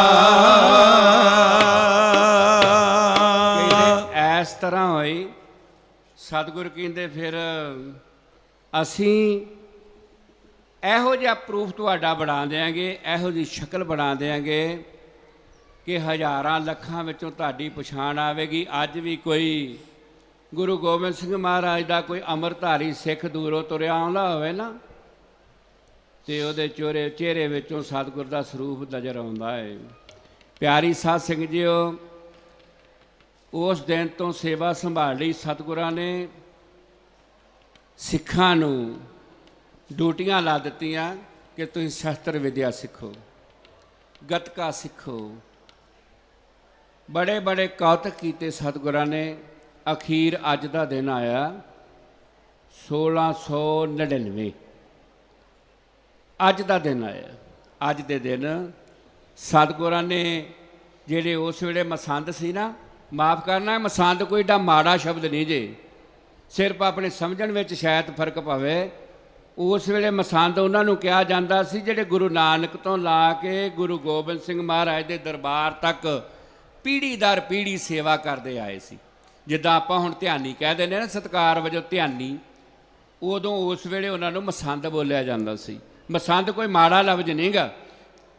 ਇਹ ਮਾੜਾ ਕਿਉਂ ਲੱਗਣ ਲੱਗ ਪਿਆ ਕਿ ਜਦੋਂ ਉਹ ਹੁਕਮਨਾਮੇ 'ਤੇ ਨਹੀਂ ਚੱਲੇ ਤੇ ਗੁਰੂ ਗੋਬਿੰਦ ਸਿੰਘ ਮਹਾਰਾਜ ਜੀ ਨੇ ਉਹਨਾਂ ਨੂੰ ਸਾੜਿਆ, ਤੇ ਉਦੋਂ ਪਤਾ ਲੱਗਾ ਵੀ ਮਸੰਦ ਸਾੜੇ ਆ, ਵੀ ਮਸੰਦ ਹੈ ਹੀ ਮਾੜੇ ਆ। ਧਿਆਨੀ ਸਾਰੇ ਨਹੀਂ ਮਾੜੇ, ਧਿਆਨੀ ਬਹੁਤ ਚੰਗੇ ਆ, ਧਿਆਨਣਾ ਬਹੁਤ ਚੰਗੀਆਂ ਜਿਹੜੇ ਸਤਿਗੁਰ ਦੇ ਹੁਕਮ ਨੂੰ ਮੰਨਦੇ ਆ। ਬਹੁਤ ਵੱਡੀ ਦੇਣ ਆ ਧਿਆਨਿਆਂ ਦੀ ਇਸ ਦਰਬਾਰ ਵਿੱਚ ਵੀ, ਜਿਹੜੇ ਸੱਚੀ ਸੁੱਚੀ ਸੇਵਾ ਕਰਦੇ ਆ। ਮਸੰਦਾਂ ਦੀ ਵੀ ਬਹੁਤ ਵੱਡੀ ਦੇਣ ਆ। ਮਸੰਦਾਂ ਨੂੰ ਕਹਿ ਦਿੱਤਾ ਕਿ ਜਾਓ ਪਿੰਡ ਪਿੰਡ ਜਾ ਕੇ ਚਿੱਠੀਆਂ ਦੇ ਦਿਓ ਕਿ ਅੱਜ ਦੇ ਦਿਨ ਵਿਸਾਖੀ ਵਾਲੇ ਦਿਨ ਇਕੱਠ ਕਰਨਾ ਹੈ ਬਹੁਤ ਵੱਡਾ, ਤੇ ਨਵੇਂ ਕਾਨੂੰਨ, ਨਵੇਂ ਕਹਿਤੇ, ਨਵੇਂ ਇਤਿਹਾਸ ਸਿਰਜਣੇ ਆ, ਨਵੀਆਂ ਵਿਚਾਰਾਂ ਚੱਲਣੀਆਂ ਹੈ। ਵੱਧ ਤੋਂ ਵੱਧ ਸੰਗਤ ਇਕੱਠੀ ਹੋ ਕੇ ਇਸ ਦਿਹਾੜੇ 'ਤੇ ਪਹੁੰਚੀ। ਪਿਆਰੀ ਸਾਧ ਸੰਗਤ ਜੋ ਪਿੰਡ ਪਿੰਡ ਜਾ ਕੇ ਤੁਰ ਤੁਰ ਕੇ ਮਸੰਦਾਂ ਨੇ ਵਿਚਾਰਿਆਂ ਨੇ ਜਾ ਕੇ ਗੁਰੂ ਦੇ ਸੇਵਕਾਂ ਨੇ ਇਹ ਸਿਰੇ ਪਛਾਏ, ਤੇ 80,000 ਦਾ ਇਕੱਠ ਹੋਇਆ ਅੱਜ ਦੇ ਦਿਨ। 80,000 ਦਾ ਇਕੱਠ। 80,000 ਦੇ ਇਕੱਠ ਵਿੱਚ ਕੇਸਗੜ੍ਹ ਦੀ ਪਹਾੜੀ ਉੱਤੇ ਸਤਿਗੁਰਾਂ ਨੇ ਇੱਕ ਬਹੁਤ ਵੱਡੀ ਸਟੇਜ ਲਾਈ, ਜਿੱਥੇ ਉੱਚੀ ਸਟੇਜ ਲਾ ਕੇ ਉੱਥੇ ਐਲਾਨ ਕੀਤਾ, ਇਹ ਪਿਆਰੀ ਸਾਧ ਸੰਗਤ ਜੀ, ਗੁਰੂ ਕੇ ਪਿਆਰਿਓ, ਰੱਬ ਦੇ ਪਿਆਰਿਓ, ਸਾਡੇ ਵੱਡ ਵਡੇਰੇ ਗੁਰੂ ਨਾਨਕ ਤੋਂ ਲਾ ਕੇ ਅੱਜ ਤੱਕ ਤੁਹਾਡੀ ਸੇਵਾ ਵਿੱਚ ਰਹਿ, ਤੁਹਾਡੀ ਖਾਤਰ ਲੱਤਾਂ ਵੀ ਸਤਿਗੁਰੂ ਨੂੰ ਖਾਣੀਆਂ ਪਈਆਂ। ਆਖੋ ਸਤਨਾਮ ਸ੍ਰੀ ਵਾਹਿਗੁਰੂ। ਲੱਤ ਗੁਰੂ ਅਮਰਦਾਸ ਮਹਾਰਾਜ ਜੀ ਨੇ ਖਾਧੀ ਸੀ ਭਾਈ ਦਾਤੂ ਕੋਲੋਂ। ਤੁਹਾਡੀ ਖਾਤਰ ਮੇਰੇ ਸਤਿਗੁਰਾਂ ਨੇ, ਮੇਰੇ ਵੱਡ ਵਡੇਰਿਆਂ ਨੇ ਤੱਤੀ ਲੋਹ ਤੇ ਚੌਂਕੜਾ ਮਾਰ ਕੇ ਸੜਦੀ ਬਲਦੀ ਰੇਤਾ ਵੀ ਪਵਾਈ ਆਪਣੇ ਸੀਸ ਵਿੱਚ। ਤੁਹਾਡੀ ਖਾਤਰ ਸਾਡੇ ਵੱਡ ਵਡੇਰਿਆਂ ਨੇ ਜੰਗਾਂ ਵੀ ਲੜੀਆਂ। ਤੁਹਾਡੀ ਖਾਤਰ ਸਾਡੇ ਵੱਡ ਵਡੇਰਿਆਂ ਨੇ ਤੁਹਾਡੇ ਭਲੇ ਵਾਸਤੇ, ਮਾਤਾ ਦੇ ਰੋਗ ਨੂੰ ਮਿਟਾਉਣ ਵਾਸਤੇ ਪੀੜੀ ਨਹੀਂ ਵੇਖੀ, ਗੁਰੂ ਦੀ ਗੱਦੀ ਵੇਖੀ ਕਿ ਮਾਤਾ ਦੇ ਰੋਗ ਨੂੰ ਵੀ ਖਤਮ ਕੀਤਾ। ਤੁਹਾਡੀ ਖਾਤਰ ਮੇਰੇ ਪਿਤਾ ਜੀ ਨੇ ਦਿੱਲੀ ਜਾ ਕੇ ਸੀਸ ਦਿੱਤਾ, ਤੇ ਅੱਜ ਮੈਨੂੰ ਇੱਕ ਸੀਸ ਦੀ ਲੋੜ ਹੈ। ਕੋਈ ਉੱਠੇ 80,000 ਦੇ ਇਕੱਠ ਵਿੱਚੋਂ, ਕੋਈ ਉੱਠੇ ਰੱਬ ਦਾ ਪਿਆਰਾ 80,000 ਦੇ ਇਕੱਠ ਵਿੱਚੋਂ ਸਤਿਗੁਰਾਂ ਨੇ ਤੇਗ ਮਿਆਨ ਚੋਂ ਖਿੱਚ ਕੇ, ਇਹ ਜਦੋਂ ਗਰਜ ਮਾਰੀ ਦਸ਼ਮੇਸ਼ ਨੇ, ਜਦੋਂ ਗਰਜ ਮਾਰੀ ਦਸ਼ਮੇਸ਼ ਨੇ, ਜਦੋਂ ਗਰਜ ਮਾਰੀ ਦਸ਼ਮੇਸ਼ ਨੇ, ਜਦੋਂ ਗਰਜ ਮਾਰੀ ਦਸ਼ਮੇਸ਼ ਨੇ, ਜਦੋਂ ਗਰਜ ਮਾਰੀ ਦਸ਼ਮੇਸ਼ ਨੇ, ਜਦੋਂ ਗਰਜ ਮਾਰੀ ਦਸ਼ਮੇਸ਼ ਨੇ, ਜਦੋਂ ਗਰਜ ਮਾਰੀ ਦਸ਼ਮੇਸ਼ ਨੇ, ਜਦੋਂ ਗਰਜ ਮਾਰੀ ਦਸ਼ਮੇਸ਼ ਨੇ, ਉਹਨੇ ਤੂੰ ਮਨਿਆਨੋ ਤਲਵਾਰ, ਤੂੰ ਜਿਮਿਆਨੋ ਤਲਵਾਰ, ਉਹਨੇ ਤੂੰ ਜਿਮਿਆਨੋ ਤਲਵਾਰ, ਉਹਨੇ ਤੂੰ ਜਿਮਿਆਨੋ ਤਲਵਾਰ, ਉਹਦੇ ਨਾਲ ਸੁਰਖ ਅੰਗਿਆਰ ਤੇ ਨੈਣ ਸੁਰਖ ਅੰਗਿਆਰ ਸੇ, ਉਹਦੇ ਨੈਣ ਸੁਰਖ ਅੰਗਿਆਰ ਸੀ, ਉਹਦੇ ਨੈਣ ਸੁਰਖ ਅੰਗਿਆਰ ਸੀ, ਉਹਦੇ ਨੈਣ ਸੁਰਖ ਅੰਗਿਆਰ ਸੇ, ਉਹਦੇ ਨੈਣ ਸੁਰਖ ਅੰਗਿਆਰ ਸੇ, ਉਹਦੇ ਨੈਣ ਸੁਰਖ ਅੰਗਿਆਰ ਸੀ, ਇਹ ਉਹਦੇ ਨੈਣ ਸੁਰਖ ਅੰਗਿਆਰ ਸੀ। ਆਹ ਜਦੋਂ ਗਰਜ ਮਾਰੀ ਦਸ਼ਮੇਸ਼ ਨੇ, ਗਰਜ ਮਾਰੀ ਦਸ਼ਮੇਸ਼ ਨੇ, ਜਦੋਂ ਗਰਜ ਮਾਰੀ ਦਸ਼ਮੇਸ਼ ਨੇ, ਜਦੋਂ ਗਰਜ ਮਾਰੀ ਦਸ਼ਮੇਸ਼ ਨੇ, 80,000 ਦੇ ਇਕੱਠ ਵਿੱਚੋਂ ਇੱਕ ਸੂਰਮਾ ਉੱਠਿਆ, ਜਿਹਦਾ ਨਾਂ ਸੀ ਦਇਆ ਰਾਮ। ਖੱਤਰੀ ਜਾਤੀ ਨਾਲ ਸੰਬੰਧ ਰੱਖਣ ਵਾਲਾ ਉਹ ਉੱਠਿਆ ਏ, ਮਹਾਰਾਜ ਜੀ ਮੇਰਾ ਸੀਸ ਕੱਟ ਲਓ, ਮੈਨੂੰ ਲੇਖੇ 'ਚ ਪਾਓ। ਸਤਿਗੁਰ ਕਹਿੰਦੇ ਆ ਜਾ ਉੱਪਰ, ਸਟੇਜ ਤੇ ਆ ਜਾ। ਸਟੇਜ ਤੇ ਸੱਦ ਲਿਆ, ਕਹਿੰਦੇ ਸਾਨੂੰ ਇਹ ਗੱਲ ਦੱਸ, ਕਿਹੜੀ ਜਾਤੀ ਨਾਲ ਸੰਬੰਧ ਰੱਖਣ ਵਾਲਾ ਹੈ? ਤੇ ਕਹਿੰਦਾ ਮਹਾਰਾਜ ਜੀ ਮੈਂ ਖੱਤਰੀ ਜਾਤੀ ਨਾਲ ਸੰਬੰਧਿਤ ਰੱਖਣ ਵਾਲਾ ਹੈ। ਸਤਿਗੁਰ ਕਹਿੰਦੇ ਲੜੇਗਾ? ਕਹਿੰਦਾ ਮਹਾਰਾਜ ਜੀ ਮੈਨੂੰ ਲੜਨ ਦਾ ਨਹੀਂ ਪਤਾ। ਮਹਾਰਾਜ ਦੇ ਫਿਰ ਤੈਨੂੰ ਕਿਹੜਾ ਪਤਾ ਹੈ? ਕਹਿੰਦਾ ਮਹਾਰਾਜ ਜੀ ਮੈਂ ਦੁਕਾਨਦਾਰ ਹਾਂ, ਲਾਹੌਰ ਵਿੱਚ ਮੇਰੀ ਦੁਕਾਨ ਆ, ਮੈਂ ਖੱਤਰੀ ਜਾਤੀ ਨਾਲ ਸੰਬੰਧ ਰੱਖਣ ਵਾਲਾ ਹੈ। ਕੰਮ ਹਮਾਰਾ ਤੋਲੂ ਤੱਕੜੀ, ਨੰਗੀ ਕਰਦ ਕਦੇ ਨਹੀਂ ਪਕੜੀ, ਚਿੜੀ ਚੂਕੇ ਤੇ ਡਰ ਜਾਊਂ, ਦੁਸ਼ਮਣ ਸੇ ਕੈਸੇ ਲੜ ਪਾਊ। ਮਹਾਰਾਜ ਮੈਨੂੰ ਲੜਨਾ ਨਹੀਂ ਆਉਂਦਾ।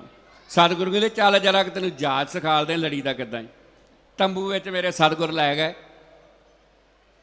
ਪਿਆਰੀ ਸਾਧ ਸੰਗਤ ਜੀ, ਇੱਕ ਦਿਨ ਦੀ ਗੱਲ ਆ ਸਤਨਾਮ ਸਿੰਘ ਨਾਲ ਸੀ। ਬਾਬਾ ਜੀ ਗਨਮੈਨ ਜਿਹੜੇ ਆ ਉਹਨਾਂ ਦੇ ਰਿਸ਼ਤੇਦਾਰਾਂ ਦੇ ਜਾਣਾ ਸੀ, ਤੇ ਮੈਨੂੰ ਕਹਿੰਦੇ ਆ ਬਾਬਾ ਸੁਰਿੰਦਰ ਸਿੰਘ ਗੱਗੜ ਕਿੱਥੇ ਆ ਤੂੰ? ਮੈਂ ਕਿਹਾ ਜੀ ਬਾਬੇ ਬਕਾਲੇ ਸਾਹਿਬ ਆ। ਕਹਿੰਦੇ ਤਗੜਾ ਹੋ ਜਾ, ਤੈਨੂੰ ਫੜਨ ਵਾਸਤੇ ਅਸੀਂ ਆ ਗਏ। ਮੈਂ ਕਿਹਾ ਪਤਾ ਨਹੀਂ ਮੇਰੇ ਕੋ ਕਿਹੜਾ ਕਰਮ ਹੋ ਗਿਆ, ਕਿਹੜੀ ਗੱਲ ਹੋ ਗਈ ਹੈ, ਕਿਉਂਕਿ ਡਰ ਵੀ ਬੜਾ ਹੁੰਦਾ ਹੈ। ਮੈਂ ਸਤਨਾਮ ਨੂੰ ਫੋਨ ਲਾਵਾਂ, ਸਤਨਾਮ ਮਹਾਰਾਜ ਨੇ ਗੱਲ ਕਰ ਲਈ, ਤਗੜਾ ਹੋ ਜਾ, ਫੜਨ ਆ ਜਾ। ਡਰੈਸ ਵੀ ਦੇਤਾ, ਭਾਈ ਮੱਖਣ ਸ਼ਾਹ ਲਬਾਣਾ ਹੈ, ਉਹਦਾ ਗੇਟ ਬਣਿਆ ਹੈ, ਅਸੀਂ ਉਹ ਗੇਟ ਕੋਲ ਆ ਗਏ ਹਾਂ। ਤਗੜਾ ਹੋ ਜਾ ਛੇਤੀ, ਜਿੱਥੇ ਭੱਜਣਾ ਭੱਜ ਲਾ, ਅੱਜ ਤੈਨੂੰ ਅਸੀਂ ਭੱਜਣ ਨਹੀਂ ਦੇਣਾ। ਮੈਂ ਸਤਨਾਮ ਨੂੰ ਫੋਨ ਲਾਵਾਂ, ਇਹ ਮਾੜਾ ਜਿਹਾ ਹੈਲੋ ਕਹਿ ਕੇ ਕੱਟ ਦੇਵੇ। ਜਦੋਂ ਫੋਨ ਲਾਵਾਂ ਹੈਲੋ ਜਿਹਾ, ਮੈਂ ਕਿਹਾ ਮੈਨੂੰ ਦੱਸ ਦੇ, ਮੈਂ ਅੱਜ ਅੱਗਾ ਪਿੱਛਾ ਕਰ ਲਵਾਂ, ਜਿਹੜੀ ਮੇਥੋਂ ਗਲਤੀ ਹੋ ਗਈ ਜਾ ਕੇ ਚਰਨ ਫੜ ਲਓ ਮਹਾਰਾਜ ਦੇ, ਵੀ ਮਹਾਰਾਜ ਮੈਨੂੰ ਮਾਫ ਕਰ ਦਿਓ, ਕੀ ਗਲਤੀ ਹੋ ਗਈ ਮੇਰੇ ਕੋਲ, ਹੋ ਸਕਦਾ ਕਿਸੇ ਨੇ ਕੋਈ ਸ਼ਿਕਾਇਤ ਹੀ ਕਰ ਦਿੱਤੀ ਹੋਵੇ। ਸਤਨਾਮ ਬਾੜੀ ਜੀ ਹੈਲੋ ਕਰੇ ਛੱਡ ਦੇਵੇ, ਹੈਲੋ ਕਰੇ ਛੱਡ ਦੇਵੇ। ਮੇਰੀਆਂ ਲੱਤਾਂ ਭਾਰ ਚੱਲਣੋਂ ਹਟ ਗਈਆਂ, ਬਿਲਕੁਲ ਭਾਰ ਨਹੀਂ ਚੱਲਦੀਆਂ। ਮੈਂ ਆਖਿਆ ਮੇਰੇ ਘਰ ਦੇ ਨਾਲ ਪਰਿਵਾਰ ਦੇ ਜੀ ਆ ਮਨਾ, ਭੱਜ ਕੇ ਆਪਾਂ ਉਹ ਗੇਟ ਤੇ ਆ ਜਾਈਏ ਤੇ ਆਪਾਂ ਇਕੱਲੇ ਹੀ ਪੇਸ਼ ਹੋ ਜਾਈਏ, ਜਿਹੜਾ ਕਰਨਾ ਮਹਾਰਾਜ ਉੱਥੇ ਕਰ ਦੇਵੇ। ਜਿਹੜਾ ਗੇਟ ਬਣਿਆ ਬਾਬੇ ਬਕਾਲੇ ਸਾਹਿਬ ਦਾ, ਮੈਂ ਉਹ ਗੇਟ ਤੇ ਆ ਗਿਆ। ਤੇੜ ਮੇਰੇ ਚਾਦਰ ਬੱਧੀ ਆ, ਕਹਿੰਦਾ ਤੂੰ ਲੋਕਾਂ ਨੂੰ ਪ੍ਰਚਾਰ ਕਰਦਾ, ਸਪੀਕਰਾਂ 'ਚ ਬੋਲਦਾ ਵੀ ਕਿਸੇ ਨੇ ਤੰਬਾ ਨਹੀਂ ਬੰਨਣਾ, ਤੇ ਤੂੰ ਆਪ ਕੋ ਤੰਬਾ ਬੱਧਾ। ਗੱਲ ਦੱਸਣੀ ਪੈਂਦੀ ਸਤਿਗੁਰ ਦੀ, ਸਤਿਗੁਰ ਅੱਗੇ ਕਿਸੇ ਦੀ ਵੀ ਵਾਹ ਨਹੀਂ। ਤੇ ਮੈਂ ਕਿਹਾ ਜੀ ਮੈਂ ਅੱਜ ਕਿਹੜਾ ਸਤਸੰਗ ਕਰਨੇ ਆ, ਜਾਂ ਮੈਂ ਕਿਤੇ ਸਟੇਜ ਤੇ ਬੈਠਾ, ਮੈਂ ਤੇ ਬਾਬੇ ਬਕਾਲੇ ਸਾਹਿਬ ਵੈਸੇ ਹੀ ਆਇਆ। ਕਹਿੰਦਾ ਇੱਥੇ ਸੰਗਤ ਹੈ ਨਹੀਂ ਬਾਬੇ ਬਕਾਲੇ, ਇੱਥੇ ਸੰਗਤ ਤੇਰਾ ਤੰਬਾ ਨਹੀਂ ਵਹਿੰਦੀ। ਮੈਂ ਕਿਹਾ ਜੀ ਮਾਫੀ ਦੇ ਦਿਓ। ਕਹਿੰਦਾ ਬਹਿ ਜਰਾ ਕਿ ਤੇਰੇ ਨਾਲ ਗੱਲ ਕਰਦੇ ਤੇਰੇ ਪੁਲ ਤੇ ਜਾ ਕੇ।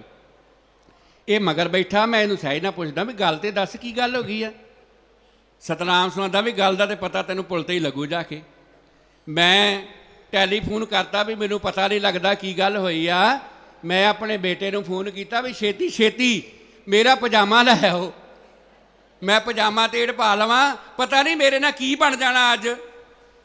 ਤੇ ਮੇਰਾ ਪੁੱਤਰ ਪਜਾਮਾ ਲੈ ਕੇ ਸੂਏ ਤੇ ਆਇਆ ਤੇ ਕਹਿੰਦੇ ਕੋਈ ਗੱਲ ਨਹੀਂ, ਅੱਜ ਚਾਦਰ ਦੇ ਨਾਲ ਹੀ ਤੈਨੂੰ ਰੱਖ ਦੇ, ਅੱਗੇ ਚੱਲ ਤੈਨੂੰ ਅੱਗੇ ਬਟਾਲੇ ਜਾ ਕੇ ਮਿਲਾਂਗੇ। ਪਿਆਰੀ ਸਾਧ ਸੰਗਤ ਜੀ, ਮੈਂ ਪਜਾਮਾ ਪਾ ਤੇ ਲਿਆ, ਕੋਈ ਸਮਝ ਨਾ ਆਵੇ ਕਿਹੜਾ ਪਾਸਾ ਪਾਉਣਾ ਕਿਹੜਾ ਨਹੀਂ ਪਾਉਣਾ, ਹਿੰਮਤੀ ਨਾ ਕੋਈ। ਮੈਨੂੰ ਕਹਿੰਦੇ ਬਹਿ ਜਾ ਹੁਣ, ਤੂੰ ਲੋਕਾਂ ਨੂੰ ਡਰਾਉਣਾ, ਗੱਲਾਂ ਬਾਤਾਂ ਬੜੀਆਂ ਕਰਦਾ ਹੈ, ਅੱਜ ਤੇਰੇ ਨਾਲ ਵਾਪਰੂਗੀ ਤੁਹਾਨੂੰ ਪਤਾ ਲੱਗੂ। ਉਹ ਮੈਂ ਕਿਹਾ ਸਤਨਾਮ ਤੈਨੂੰ ਪਤਾ, ਦੱਸ ਕੰਮ ਕੀ ਆ। ਕਹਿੰਦਾ ਮੈਨੂੰ ਆਰਡਰ ਹੀ ਨਹੀਂ ਦੱਸਣ ਦਾ। ਜਦੋਂ ਬਟਾਲੇ ਚਲੇ ਗਏ ਤੇ ਕਹਿੰਦੇ ਅਸੀਂ ਬਾਬੇ ਦੇ ਸਾਲੇ ਦੇ ਘਰ ਜਾਣਾ ਤੇ ਉੱਥੇ ਜ਼ਰੂਰ ਜਾਣਾ। ਮੈਂ ਕਿਹਾ 7 ਵਜੇ ਮਹਾਰਾਜ ਉਦੋਂ ਦੱਸ ਦਿਓ। ਕਹਿੰਦਾ ਤੂੰ ਲੋਕਾਂ ਨੂੰ ਡਰਾਉਣਾ, ਅਸੀਂ ਨਹੀਂ ਤੈਨੂੰ ਡਰਾ ਸਕਦੇ। ਮੈਂ ਕਿਹਾ ਮਹਾਰਾਜ ਜੀ ਕਿਰਪਾ ਕਰ ਦਿਓ, ਇੰਨੀ ਗੱਲ ਸੀ ਮੇਰੇ ਕੋਲ ਗੱਲ ਨਹੀਂ। ਉਹ ਕਿੱਡਾ ਕੁ ਵੱਡਾ ਦਿਲ ਹੋਊਗਾ ਭਾਈ ਦਇਆ ਰਾਮ ਦਾ, ਜਿਹੜਾ 80,000 ਦੇ ਇਕੱਠ ਵਿੱਚ ਉੱਠ ਕੇ ਆਇਆ ਤੇ ਉਹਨੇ ਕਿਹਾ ਮਹਾਰਾਜ ਮੈਨੂੰ ਲੜਨਾ ਨਹੀਂ ਆਉਂਦਾ। ਕਹਿੰਦਾ ਤੈਨੂੰ ਲੜਨ ਦੀ ਇਜਾਜ਼ਤ ਦੱਸਦੇ, ਉਹ ਤੰਬੂ ਦੀਦਾ, ਚੱਲ ਤੰਬੂ ਦੇ ਵਿੱਚ ਨਾਲ ਤੇਗ ਲੈ ਗਏ। ਇਹ ਤੇ ਦੀਦਾ ਹੋਊਗਾ ਵੀ ਹੁਣ ਖੈਰ ਨਹੀਂ। ਤੰਬੂ ਵਿੱਚ ਲੈ ਗਏ। ਸਤਿਗੁਰ ਦੱਸਦੇ ਸੀ ਬਾਬਾ ਤਰਲੋਕ ਸਿੰਘ ਕਿ ਦਇਆ ਰਾਮ ਦਾ ਧੜ ਵੱਖਰਾ ਕਰ ਦਿੱਤਾ ਹੈ ਤੇ ਸੀਸ ਵੱਖਰਾ ਕਰ ਦਿੱਤਾ ਹੈ। ਆਵਾਜ਼ ਆਈ ਹੈ, ਛੱਡ ਕੇ ਆ ਗਏ। ਖੂਨ ਦੇ ਨਾਲ ਲਿਬੜੀ ਹੋਈ ਤਲਵਾਰ ਮੁੜ ਕੇ ਸਟੇਜ ਤੇ ਲੈ ਕੇ ਆ ਗਏ।